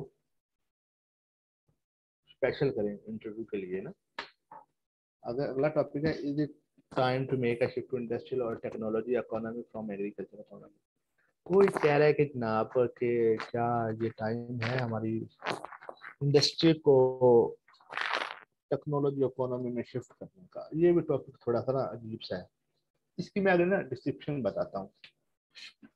इंडस्ट्रियलाइजेशन क्या होता है, is a process by which an economy moves from primarily agrarian production to mass produce and technologically advanced goods and services। Production को, कम प्रोडक्शन को एक मैसिव, एक मास प्रोडक्शन टेक्नोलॉजी में कन्वर्ट करके उसको टेक्नोलॉजी देकर, गुड सर्विसेज देकर उसको एक जीरो से लेकर 100 तक पहुंचाना, ठीक है। आप बंदूक वगैरह आप अपने रूरल एरियाज में आप ग्रो कर रहे हैं, उसको कास्ट कर रहे हैं, कास्ट करके फिर आप उसको मंडियों में भेजते हैं, मंडियों से आने के बाद फिर वो वहाँ से गोदामों में जाते हैं, गोदामों से फिर वो फैक्ट्रियों में जाते हैं, फिर कर करा के फिर आपके पास वो आटा आता है एक रिफाइंड फॉर्म में, जो महंगे सूरत में कुछ आटा आपको चक्की से मिल जाता है और कुछ आटा जो कंपनी अपना नाम देकर सेल करती है। ऑब्वियसली इंडस्ट्रियलाइजेशन हो रही है, इससे क्या हो रहा है कि leaves in a productivity shift from rural to urban. वही बात मैंने बता दी है, increase the standard of living, बेहतरीन चीजें, हर चीजों का इंक्रीज हो रहा है। इससे इनकम पर कैपिटा इम्प्रूव हो रहा है, लेबर प्रोडक्टिविटी भी हो रही है, लोगों को रोजगार मौके मिल रहे हैं। Industrialisation can be considered the most important economic development in human history. बेहतरीन है, ह्यूमन हिस्ट्री में इसने एक अहम किरदार अदा किया है। नेक्स्ट करिएगा सर। इसके की टेकअवेज क्या है? इकोनॉमी डेवलपमेंट हो रही है पूरी दुनिया में, बोलबाला हो रहा है जनाब ये चीज फलानी पाकिस्तान से आ रही है, तो जाहिर बात है वो इकोनॉमी डेवलपमेंट हो रही तो पाकिस्तान का बोलबाला हो रहा है। Process had to improve the productivity and allowed for the mass production। कम चीज अच्छी चीजें जो हैं उसको इम्प्रूव करके अच्छी हालत में बेचा जा रहा है। ठीक है, ये पहली इंडस्ट्रियलाइजेशन जो थी ना स्टार्ट हुई थी 1760 में। आप ये पॉइंट ऐड कर सकते हैं ना, जब आप जिन बंदों का ये टॉपिक है वो पॉइंट ऐड कर सकते हैं कि पहली दफा जो इंडस्ट्रियलाइजेशन थी ना वो ब्रिटिश बैटन ने, ग्रेट बैटन ने स्टार्ट की थी 1760 में। आगे है मोर प्रोडक्ट्स जो है, ज़्यादा चीज़ें कम वक्त में आपको अच्छी और ज़्यादा अमाउंट में दरकार हो सकती है, क्वांटिटी और क्वालिटी भी बेहतर हो सकती है। नेक्स्ट करिएगा sir. Benefit after industrialisation, economic growth हो रही है, सारी बात है, इकोनॉमी बढ़ रही है हमारी। ठीक है, और टूल्स हम उनको प्रोवाइड कर रहे हैं जो हमें बेहतर टूल्स फैक्ट्रीज वगैरह में या कहीं भी हमारी इंडस्ट्रीज में यूज हो रहे हैं जो हमारी उसकी प्रोडक्टिविटी को बढ़ा रहे हैं। इंडस्ट्रियलाइजेशन हमारी ग्रोथ भी इंक्रीज कर रही है, प्रोडक्शन भी हो रही है, आउटपुट भी हो रही है। Change in legal and culture foundation, जाहिर बात है जो हमारा पहला कल्चर था वो तो नहीं था, पर अब उसको चेंज करके बेहतर से बेहतर बनाया जा रहा है। और ये इंडस्ट्रियल रेवोल्यूशन जो हमारी 1760 के बाद हुई थी, बेल्टन ने जब की थी, तो उसके बाद काफ़ी रेवोल्यूशन आई है। और पाकिस्तान में जो हमारी रेवोल्यूशन स्टार्ट हुई थी वो 1962 में हुई थी रेवोल्यूशन, ये भी आप पॉइंट ऐड कर सकते हैं। इंडस्ट्रियलाइजेशन जब पाकिस्तान इंडिया से अलहदा हुआ था तो 1962 में इंडस्ट्रियल रेवोल्यूशन हुई थी पाकिस्तान की, आप भी ये पॉइंट ऐड कर सकते हैं। Education and innovative and recreation, बहुत सारी चीज़ें एग्रेरियन मार्केटिंग में आ रहे हैं, मार्केट में आ रहे हैं, न्यू इनोवेटिव आइडियाज उनके पास हैं जिसकी वजह से इंडस्ट्रियलाइजेशन और भी इम्प्रूव हो रही है। नेक्स्ट करिएगा sir. Why did economy shift from agriculture based to industrial, कहते हैं क्यों हमारी एग्रीकल्चर ना, हमें एग्रीकल्चर को क्यों इंडस्ट्रियलाइजेशन बेस पे हमें शिफ्ट करना चाहिए ना। Due to introduction of power driven machinery and other energy resources, बड़े इंपॉर्टेंट है ये, हमारी पावर मशीनरीज, हमारी रिसोर्सेज, हमारी इनोवेटिव आइडियाज एंड टेक्नोलॉजी हमारी ना बिजनेस को बढ़ाने में ना बड़ी बड़ी अहम किरदार अदा कर रही है। इसने हमारी एग्रीकल्चर को बहुत ही इम्प्रूव किया है। Society develop from agriculture to industry rapidly, तेजी से बढ़ रहा है, सारी चीजें तेजी से हो रही हैं। जिस तरह सिंपल सी बात है, ऑल सीजनल क्रॉप, जो हमें फ्रूट हमें जो सर्दियों में मिलता था वो गर्मियों में अवेलेबल है, जो गर्मियों में मिलता था वो सर्दियों में भी अवेलेबल है। जाहिर बात है इंडस्ट्रियलाइजेशन हो रही है, टेक्नोलॉजी बढ़ रही है, चीज़ें जीएमओ जेनेटिकली मॉडिफाइड क्रॉप्स तैयार हो रही हैं, बीटी वो बीटी कॉटन है, बेसिलस ट्रैकोजेनेसिस, ये भी आप पॉइंट ऐड कर सकते हैं। बेसिलस ट्रैकोजेनेसिस जो है हमारी बीटी क्रॉप्स, जेनेटिकली मॉडिफाइड हमारा शुगर केन है, तो ये सारी चीज़ें ऑब्वियसली टेक्नोलॉजी के मरहूने मिन्नत है। जारी बात है हम वही चीज़ जो देंगे जो मार्केट को चाहिए, जो लोगों को चाहिए, इससे क्या होगा, हमारा अर्निंग, रेवेन्यू और प्रॉफिट क्रिएट होगा और जनरेट होगा। टेक्नोलॉजी डेवलप हो रही है और नए आइडियाज आ रहे हैं। नेक्स्ट करिएगा sir. How did society shift from agriculture society to industrialisation, when less than the half of their population is directly engaged in agriculture production। जाहिर सी बात है, आपका 70% आपका जो एग्रीकल्चर है, पाकिस्तान जो एग्रीकल्चर है वो आपकी 70%, 75% पॉपुलेशन आपकी एग्रीकल्चर से एसोसिएट है। जाहिर बात है, प्रोडक्शन बढ़ेगी, जो प्रोडक्शन होगी तो रेवेन्यू बढ़ेगा, तो इंपोर्ट एक्सपोर्ट होगी, तो चीजें ट्रेड और मैन्युफैक्चरिंग होगी, तो अच्छी क्वालिटी और क्वांटिटी दी जाएगी। आगे है 5 points of industrial agriculture. Agriculture के जो है फायदे भी हैं, इंडस्ट्रियल एग्रीकल्चर के फायदे भी और नुकसान भी। अब देखें, अभी फायदे पढ़ते हैं हम। इंक्रीज द फूड प्रोडक्शन, सारी बात है, क्वांटिटी बढ़ रही है, बेनिफिट भी हो रहा है, प्रोडक्शन इंक्रीज हो रही है, आउटपुट भी मिल रहा है, हमें ज़्यादा से ज़्यादा मिल रहा है। ठीक है, अभी पिछले दिनों जब वीट की वैरायटी आई थी, इसने बहुत बहुत प्रोडक्शन दी है, बहुत प्रोडक्शन दी है लोगों को। ठीक है, उनकी सोच से ज़्यादा उनको ज़्यादा मुनाफा दिया उन्होंने, क्योंकि इसमें सीड लॉस कम हुआ है, हार्वेस्टिंग पोस्ट हार्वेस्टिंग कम हुई है, जब इसमें नुकसान कम हुआ है, जिसकी वजह से उनको मुनाफा बहुत हुआ है। इसमें आपकी अपॉर्चुनिटी इंक्रीज हो रही है, मार्केट जो है तेजी से आपकी ग्रो होगी, और लोअर कंज्यूमर कॉस्ट होगी, इनोवेटिव आइडियाज आप इसमें शेयर करेंगे, और इसके बाद ब्रांडेड प्लेसलेट्स और बैलेंस डाइट वगैरह ये सारी चीज़ें उसमें ऐड होंगी। हाई वर्क एफिशिएंसी और फ्लेक्सिबल लोकेशन, आपकी अप्रोचेबल चीज़ें आपके पास होंगी। ये आपके इंडस्ट्रियल एग्रीकल्चर के ना फायदे हैं। नेक्स्ट करिएगा सर।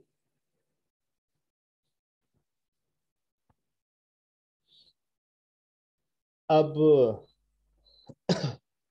अब हुआ क्या रहा है, जब हम अपनी जदीद टेक्नोलॉजी को इस्तेमाल कर रहे हैं तो हमारे हमारे ना नुकसान बहुत हो रहे हैं। एनिमल क्रूरटी हो रही है, हम जानवरों पर जुल्म कर रहे हैं। कैसे जुल्म कर रहे हैं?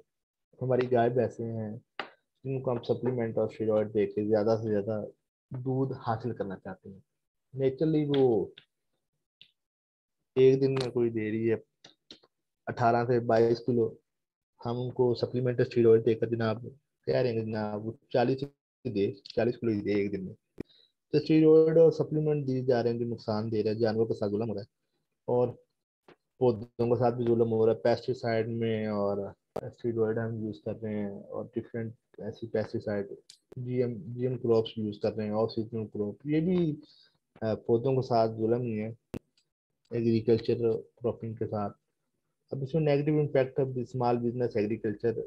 ठीक है, create environment concern, obviously environment pollution भी होगा, पेस्टिसाइड और की जो एयर ड्रॉप, इसका आपको अच्छी तरह ही पता है, बताने की जरूरत नहीं है। हमारी हेल्थ का, सांस का प्रॉब्लम हो रहा है, लंग्स का प्रॉब्लम हो रहा है, और आंखों का मसला हो रहा है, ये सारी हेल्थ प्रॉब्लम इसमें सारी होगी। और तो फूड क्वालिटी भी डिक्रीज हो रही है। कहते हैं ना, वो टेस्ट नहीं आ रहा, वो टेस्ट किस वजह से नहीं आ रहा, इसी वजह से नहीं आ रहा, अनहेल्दी फूड है। नेक्स्ट करिएगा सर।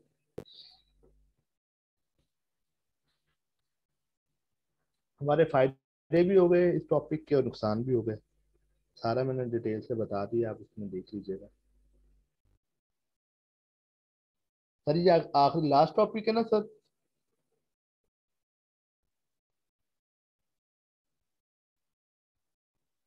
जी लास्ट टॉपिक है ये। चलें सर।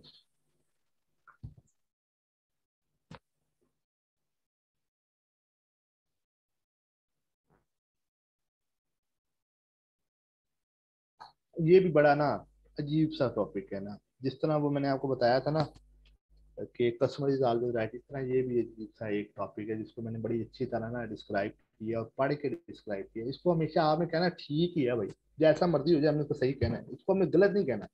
ये टॉपिक ऐसा टॉपिक है जिसको हम गलत कहेंगे ना, हम खुद ही फंसेंगे। अब जिन बंदों का ये मुझे जिन बंदों ने ये टॉपिक्स भेजे हैं, मुझे ये तो उन्होंने पूरे नहीं भेजे, पता नहीं कि आखिर पे डिस एग्री का वर्ड यूज किया गया है या एग्री का वर्ड यूज किया गया है, या किसके फेवर में ही बोलना है, ये नहीं बताया गया मुझे। पैरेलल में मैंने दोनों चीजें डिस्कस की हैं। इसको मैंने ऊपर लिखा है ऑलवेज सेड एग्री, हमेशा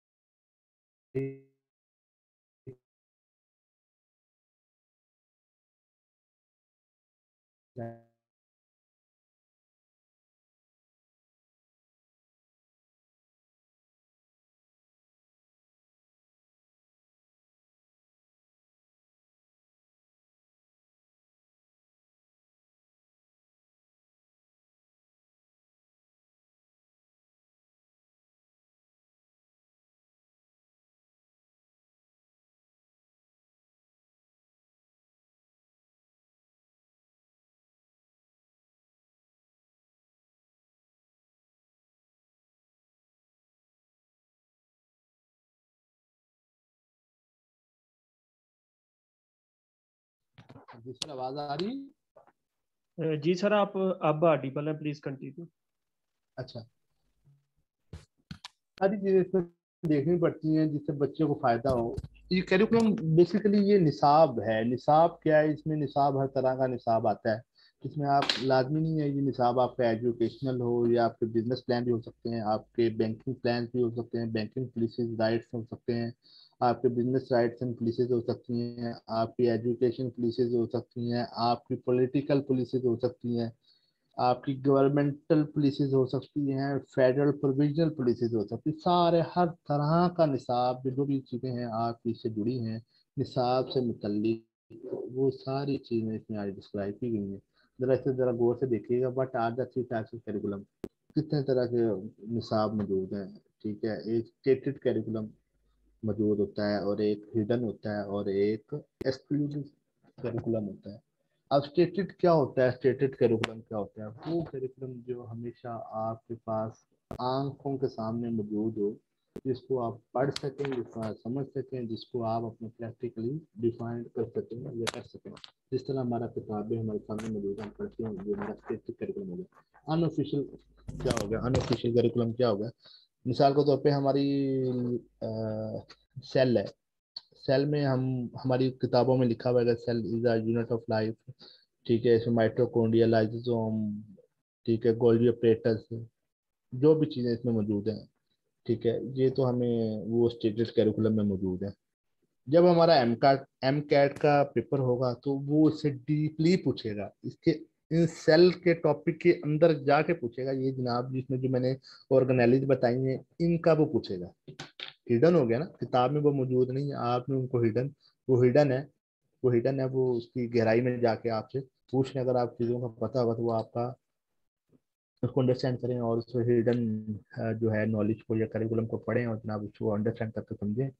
ठीक है, एब्सेंट और नल एक्सक्लूडेड, वो चीज़ें आपको पता है एंट्री टेस्ट में, एम कैट में, ई कैट में, या जिस तरह हमारा एओ का पेपर का प्लान फौरन अचानक से चेंज हो गया। ठीक है, एक्सक्लूडेड। ठीक है जी, कुछ भी वो डाल सकते हैं, या कुछ भी नल एंड वाइट कर सकते हैं।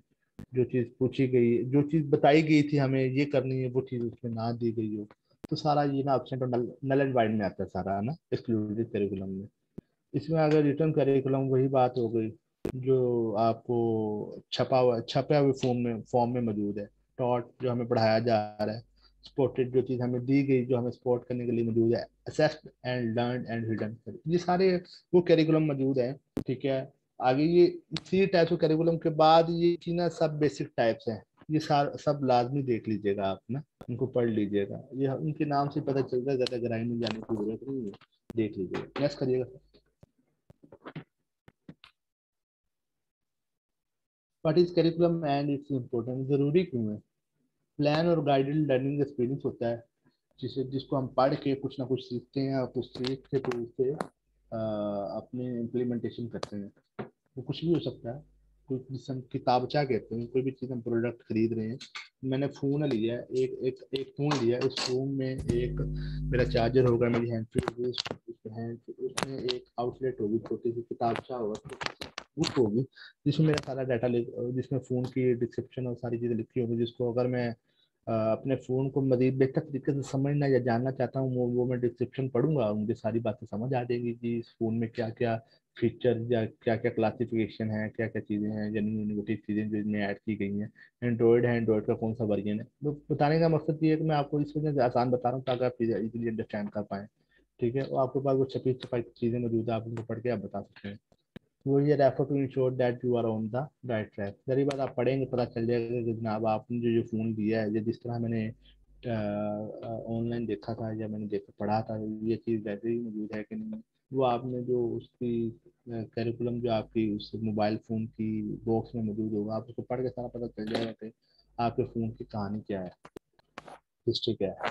नेक्स्ट करिएगा sir. Improve people way of the life through the curriculum development, किस तरह डेवलपमेंट हो सकती है?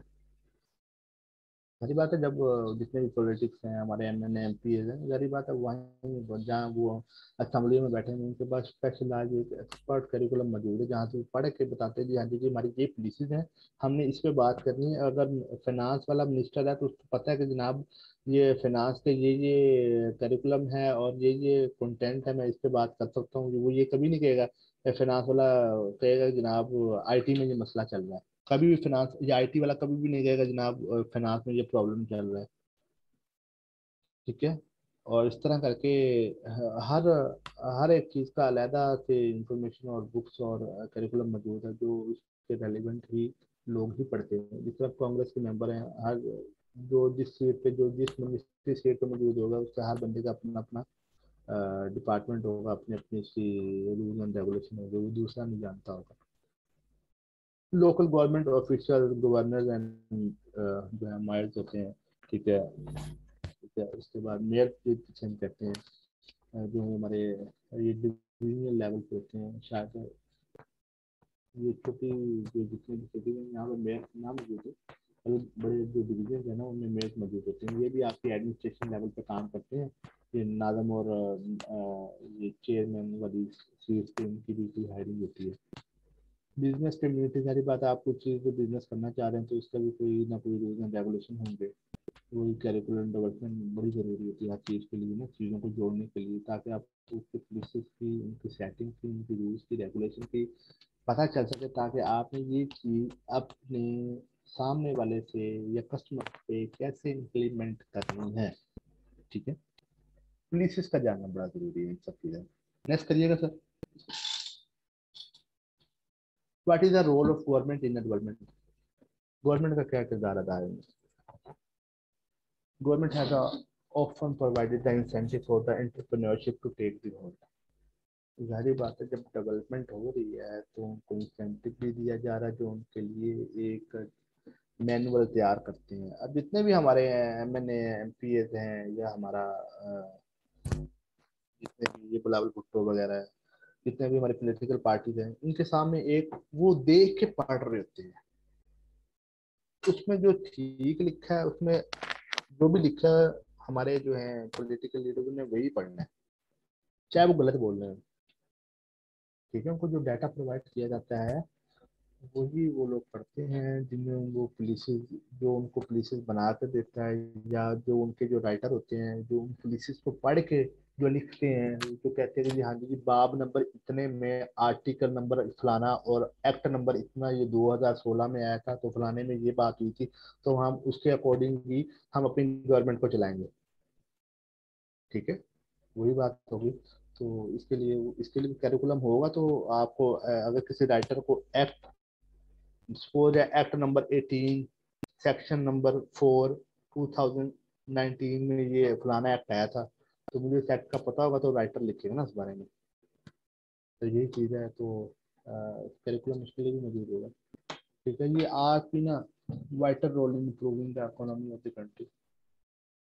अगर आप एक मैनेजमेंट की एक एडमिनिस्ट्रेशन आपकी गुड एडमिनिस्ट्रेशन है तो आप उसके अकॉर्डिंग चलेंगे तो आपकी सारी बात है इकोनॉमी भी इम्प्रूव होगी, आपकी आईटी भी इम्प्रूव होगी, आपकी फाइनेंस भी इम्प्रूव होगी और आपकी सारी चीज़ें ऐसे इम्प्रूव होगी।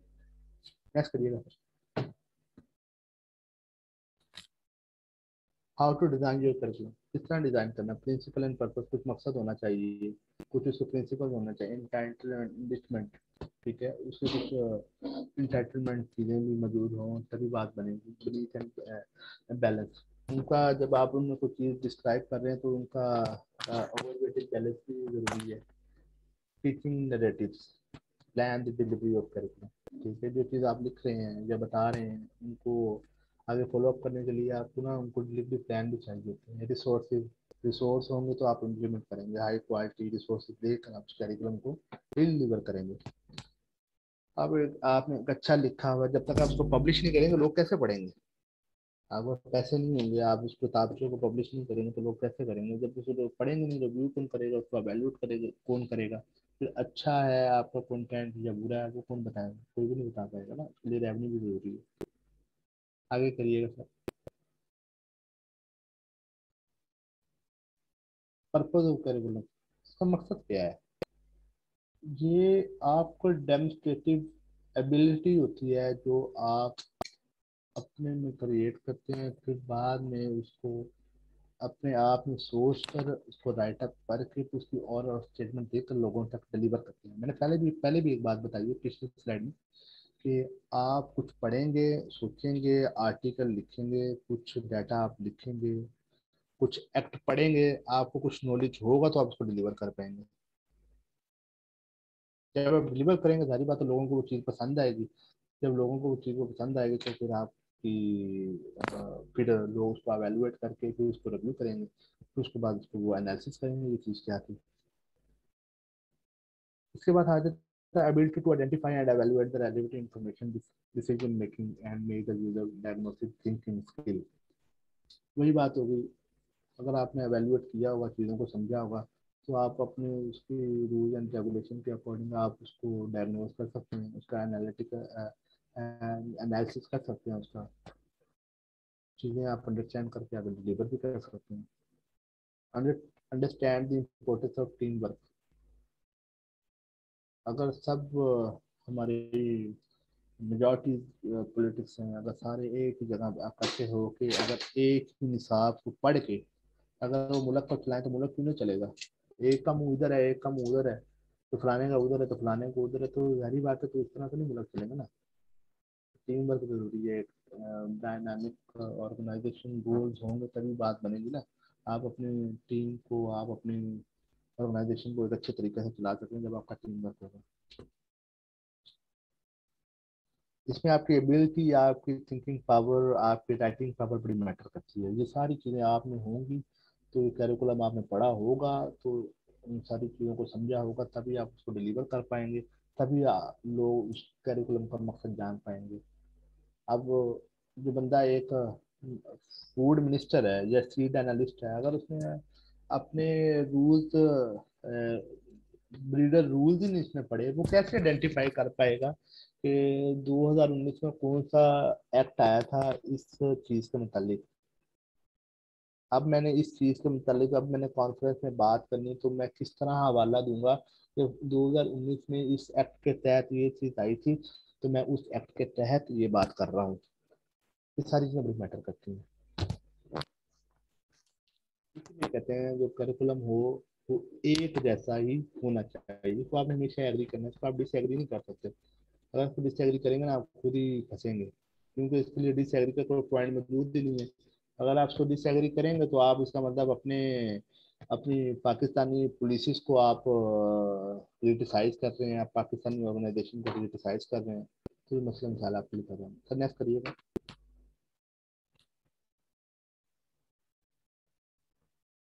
वही सारी चीजें हैं, इसमें अवेयरनेस होनी चाहिए, global diversity, understanding the theory operation, practice overall functioning business knowledge, वही बेसिक चीजें जो सारी मैं डिस्कस कर चुका हूँ।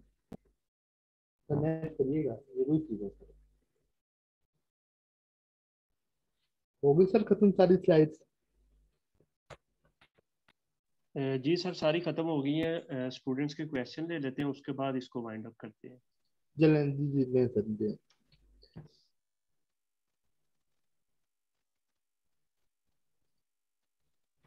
जी स्टूडेंट, चैट बॉक्स ओपन हो गया है, आपके कोई क्वेश्चन है आप वो कर सकते हैं, तो इसके बाद फिर मीटिंग हम एंड करते हैं।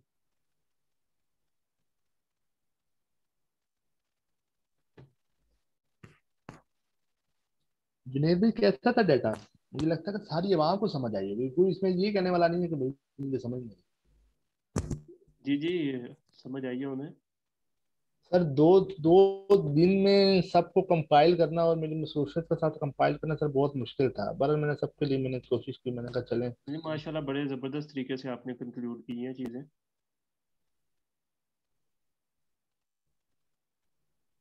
एक है sir, if we have to discourage from the last topic to, Aqsa Aqsa आपने इसको ना डिस्करेज नहीं कर सकते आप, क्योंकि जब ये मुझे टॉपिक आया था ना उसमें ये डिस्करेज का मुझे प्रॉपर फेवर या अनफेवरेबल बात नहीं थी, इसमें ये कहा गया था एग्री या डिसएग्री, आप इसको कभी डिसएग्री नहीं करेंगे।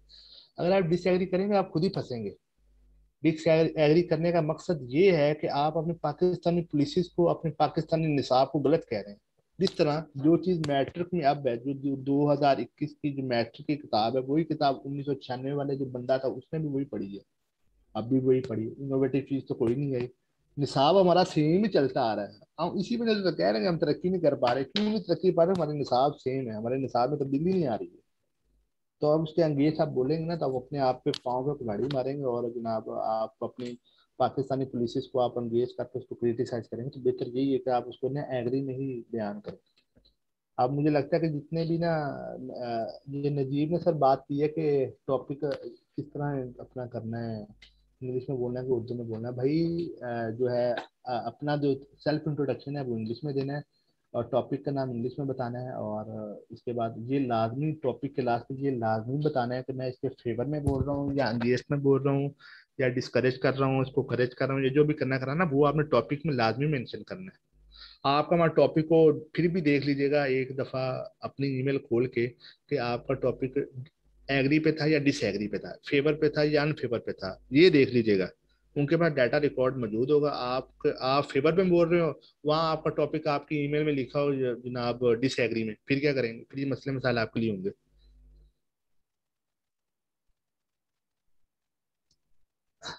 Sir customer always right, always good. इसकी फेवर में अगर बात करें तो हमें ये क्वेश्चन हुआ तो कैसे कस्टमर की बैंक।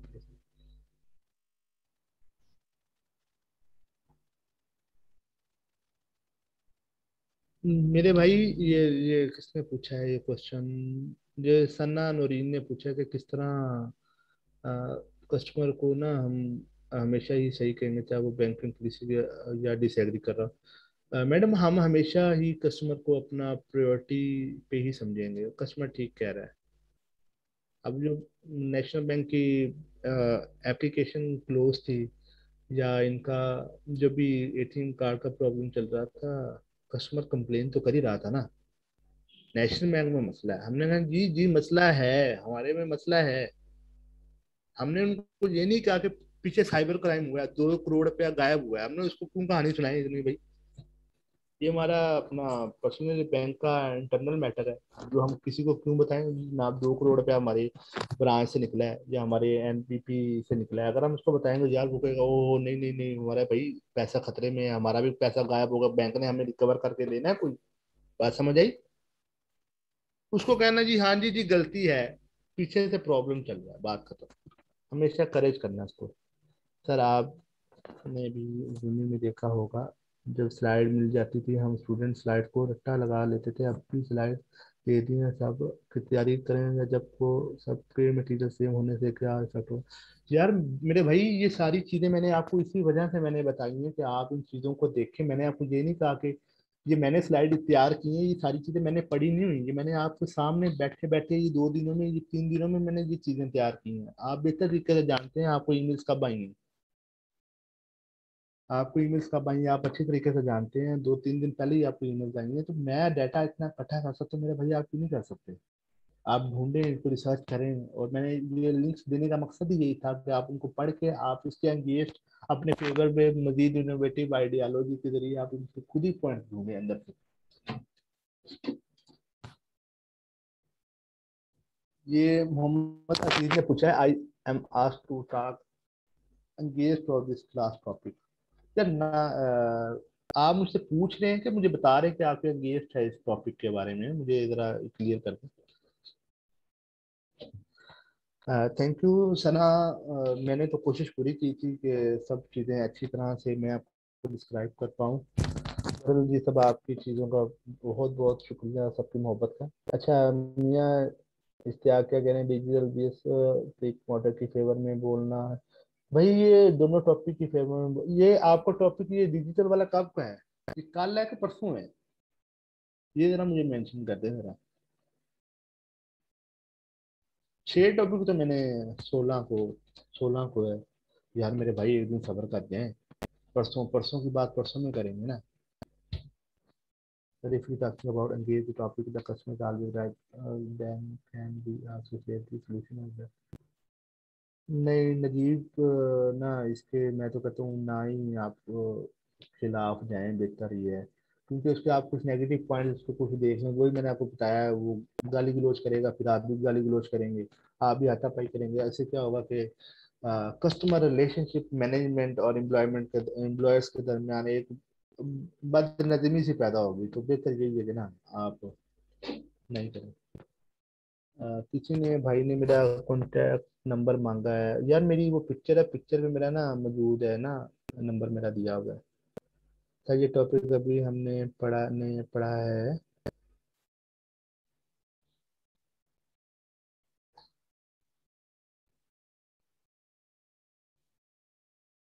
अच्छा अजीज, आपको कहा गया कि आपने लास्ट टॉपिक के अगेंस्ट बोलना है। यार इसके अगेंस्ट किस तरह बोला जाए, मुझे तो इस चीज की समझ नहीं आ रही। बहरहाल मैंने ना अपनी तरफ से अच्छे तरीके से बताने की कोशिश की है, आप उसको ना भाई जान खुद ही रिसर्च कर लें, इसके बारे में देखें। अगर जो चीज उसके राइट में हो सकती है वो उसके ऑपोजिट भी हो सकती है। आप भाई देखें, उसमें कोई चीज ना हो तो मुझे पर्सनली मैसेज या सुबह कॉल कर लीजिएगा, मैं आपको बता दूंगा। भजन रिजल्ट का नहीं पता, ना ही मैं ये एफएससी कंपनी का कोई ऑफिशियल कोई एम्प्लॉयर हूँ। ये बस प्रिडिक्शन ही दे सकते हैं। वो कहते हैं ना जी, अन्य फायर ही कर सकते हैं, हम अन्य फायर ही कर रहे हैं, वो फायर लग रहे हैं, बस यही बात है। इसका भजन वैसे जब हमारा सेशन हुआ था ना तो दिसंबर तक, आई थिंक मेरा लास्ट जब हुआ था तो तकरीबन कोई ये 22 दिसंबर तक हमारा ना डिस्कशन का रिजल्ट आ चुका था। और 2 जनवरी तक हम मेरा इंटरव्यू हो चुका था। तो इसके बाद मेरा 22 फरवरी को मेरा इंटरव्यू लेटर आया था। आप ये याद रखें, जो बंदे यहाँ पे डिस्कशन में सिलेक्ट होंगे वो फिर जाएंगे अपना, उनका रिजल्ट आ जाएगा अगले अगले महीने की कोई 20 तारीख तक। फिर उनका इंटरव्यू के लिए कॉल आ जाएगी, इंटरव्यू फिर वो अटेंड करेंगे 10 से 15 दिनों के अंदर अंदर। फिर हो सकता है जनवरी में कहीं आपको कोई मेल वगैरह आ जाए। नहीं भाई, एकेडमिक मार्क आपको कोई मैटर नहीं करते, आपका नंबर ही मैटर करेंगे। चाहे आप पीएचडी भी है ना, मेरे साथ एक पीएचडी वाला बंदा भी था, और मेरे साथ ऐसे बंदे भी थे जिन्होंने बीएस किया हुआ था सिर्फ। मैं अकेला, हम 3-4 लोग ही थे जो एमएस के थे बस। लास्ट टाइम कितने लोग सिलेक्ट हुए थे लास्ट टाइम? तो हुए थे आई थिंक कोई 85 के करीब हुए थे। लाहौर रीजन में 23 थे, मैं लाहौर रीजन में था तो 23 थे। मुझे इसका नहीं पता कि बाकी मुल्तान रीजन में, बस टोटल ये है कि 80 प्लस ही थे टोटल जो पूरे पाकिस्तान ओवरऑल पाकिस्तान में। वो लिस्ट मैंने आपको पीडीएफ में सेंड कर दी। जो लास्ट जो रिजल्ट था वो मैं स्कूल ऑफ एग्रीकल्चर को भी शेयर कर दूंगा, तो वो भी लास्ट जो मेरिट था वो भी देख लेना चाहिए। ये क्या पूछ रहा है ज़हरा अहमद, क्या पूछ रही है? Is time to shift the technology industry economy from agriculture economy, why and why not, इसमें ये बोलना है। मैडम आप इसके बारे में ये बोल सकती हैं कि जो है हमारी इंडस्ट्रियलाइजेशन शिफ्ट, मैंने लास्ट मैंने आपको बताया तो है क्या, वो जो एनिमल्स के साथ जो जुल्म किया जा रहा है, जो हमें जीएम क्रॉप्स दी जा रही हैं, जेनेटिकली मॉडिफाइड क्रॉप्स दी जा रही हैं जिनके टेस्ट नहीं है, जो बेजायका हैं, जो ऑफ सीजनल क्रॉप है, जो हमारी हेल्थ के लिए नुकसानदेह है, ये सारा उसके अगेंस्ट ही है। पेस्टिसाइड का ज्यादा से ज्यादा इस्तेमाल हमारे लंग्स के लिए नुकसानदेह है, हमारे ब्रेन ट्यूमर्स हो रहे हैं, बॉडी ट्यूमर्स हो रहे हैं, ठीक है, और हमारे सांस का मसला हो रहा है, हेपेटाइटिस हो रहा है। जितने भी आप वो सारी हेल्थ, ये सारी एंगेज ही हैं। आप एक दफा मैडम ये स्लाइड पढ़ें, और स्लाइड को अच्छी तरह एक टॉपिक को जल्दी से पढ़ेंगे, ऑटोमेटिकली आपके जहन में इसके नेगेटिविटी आ जाएगी।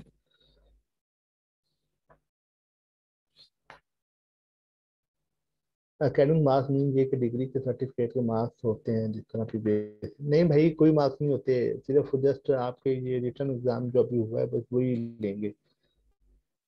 फ्रेश ग्रेजुएट सेलेक्ट करते हैं कि नहीं?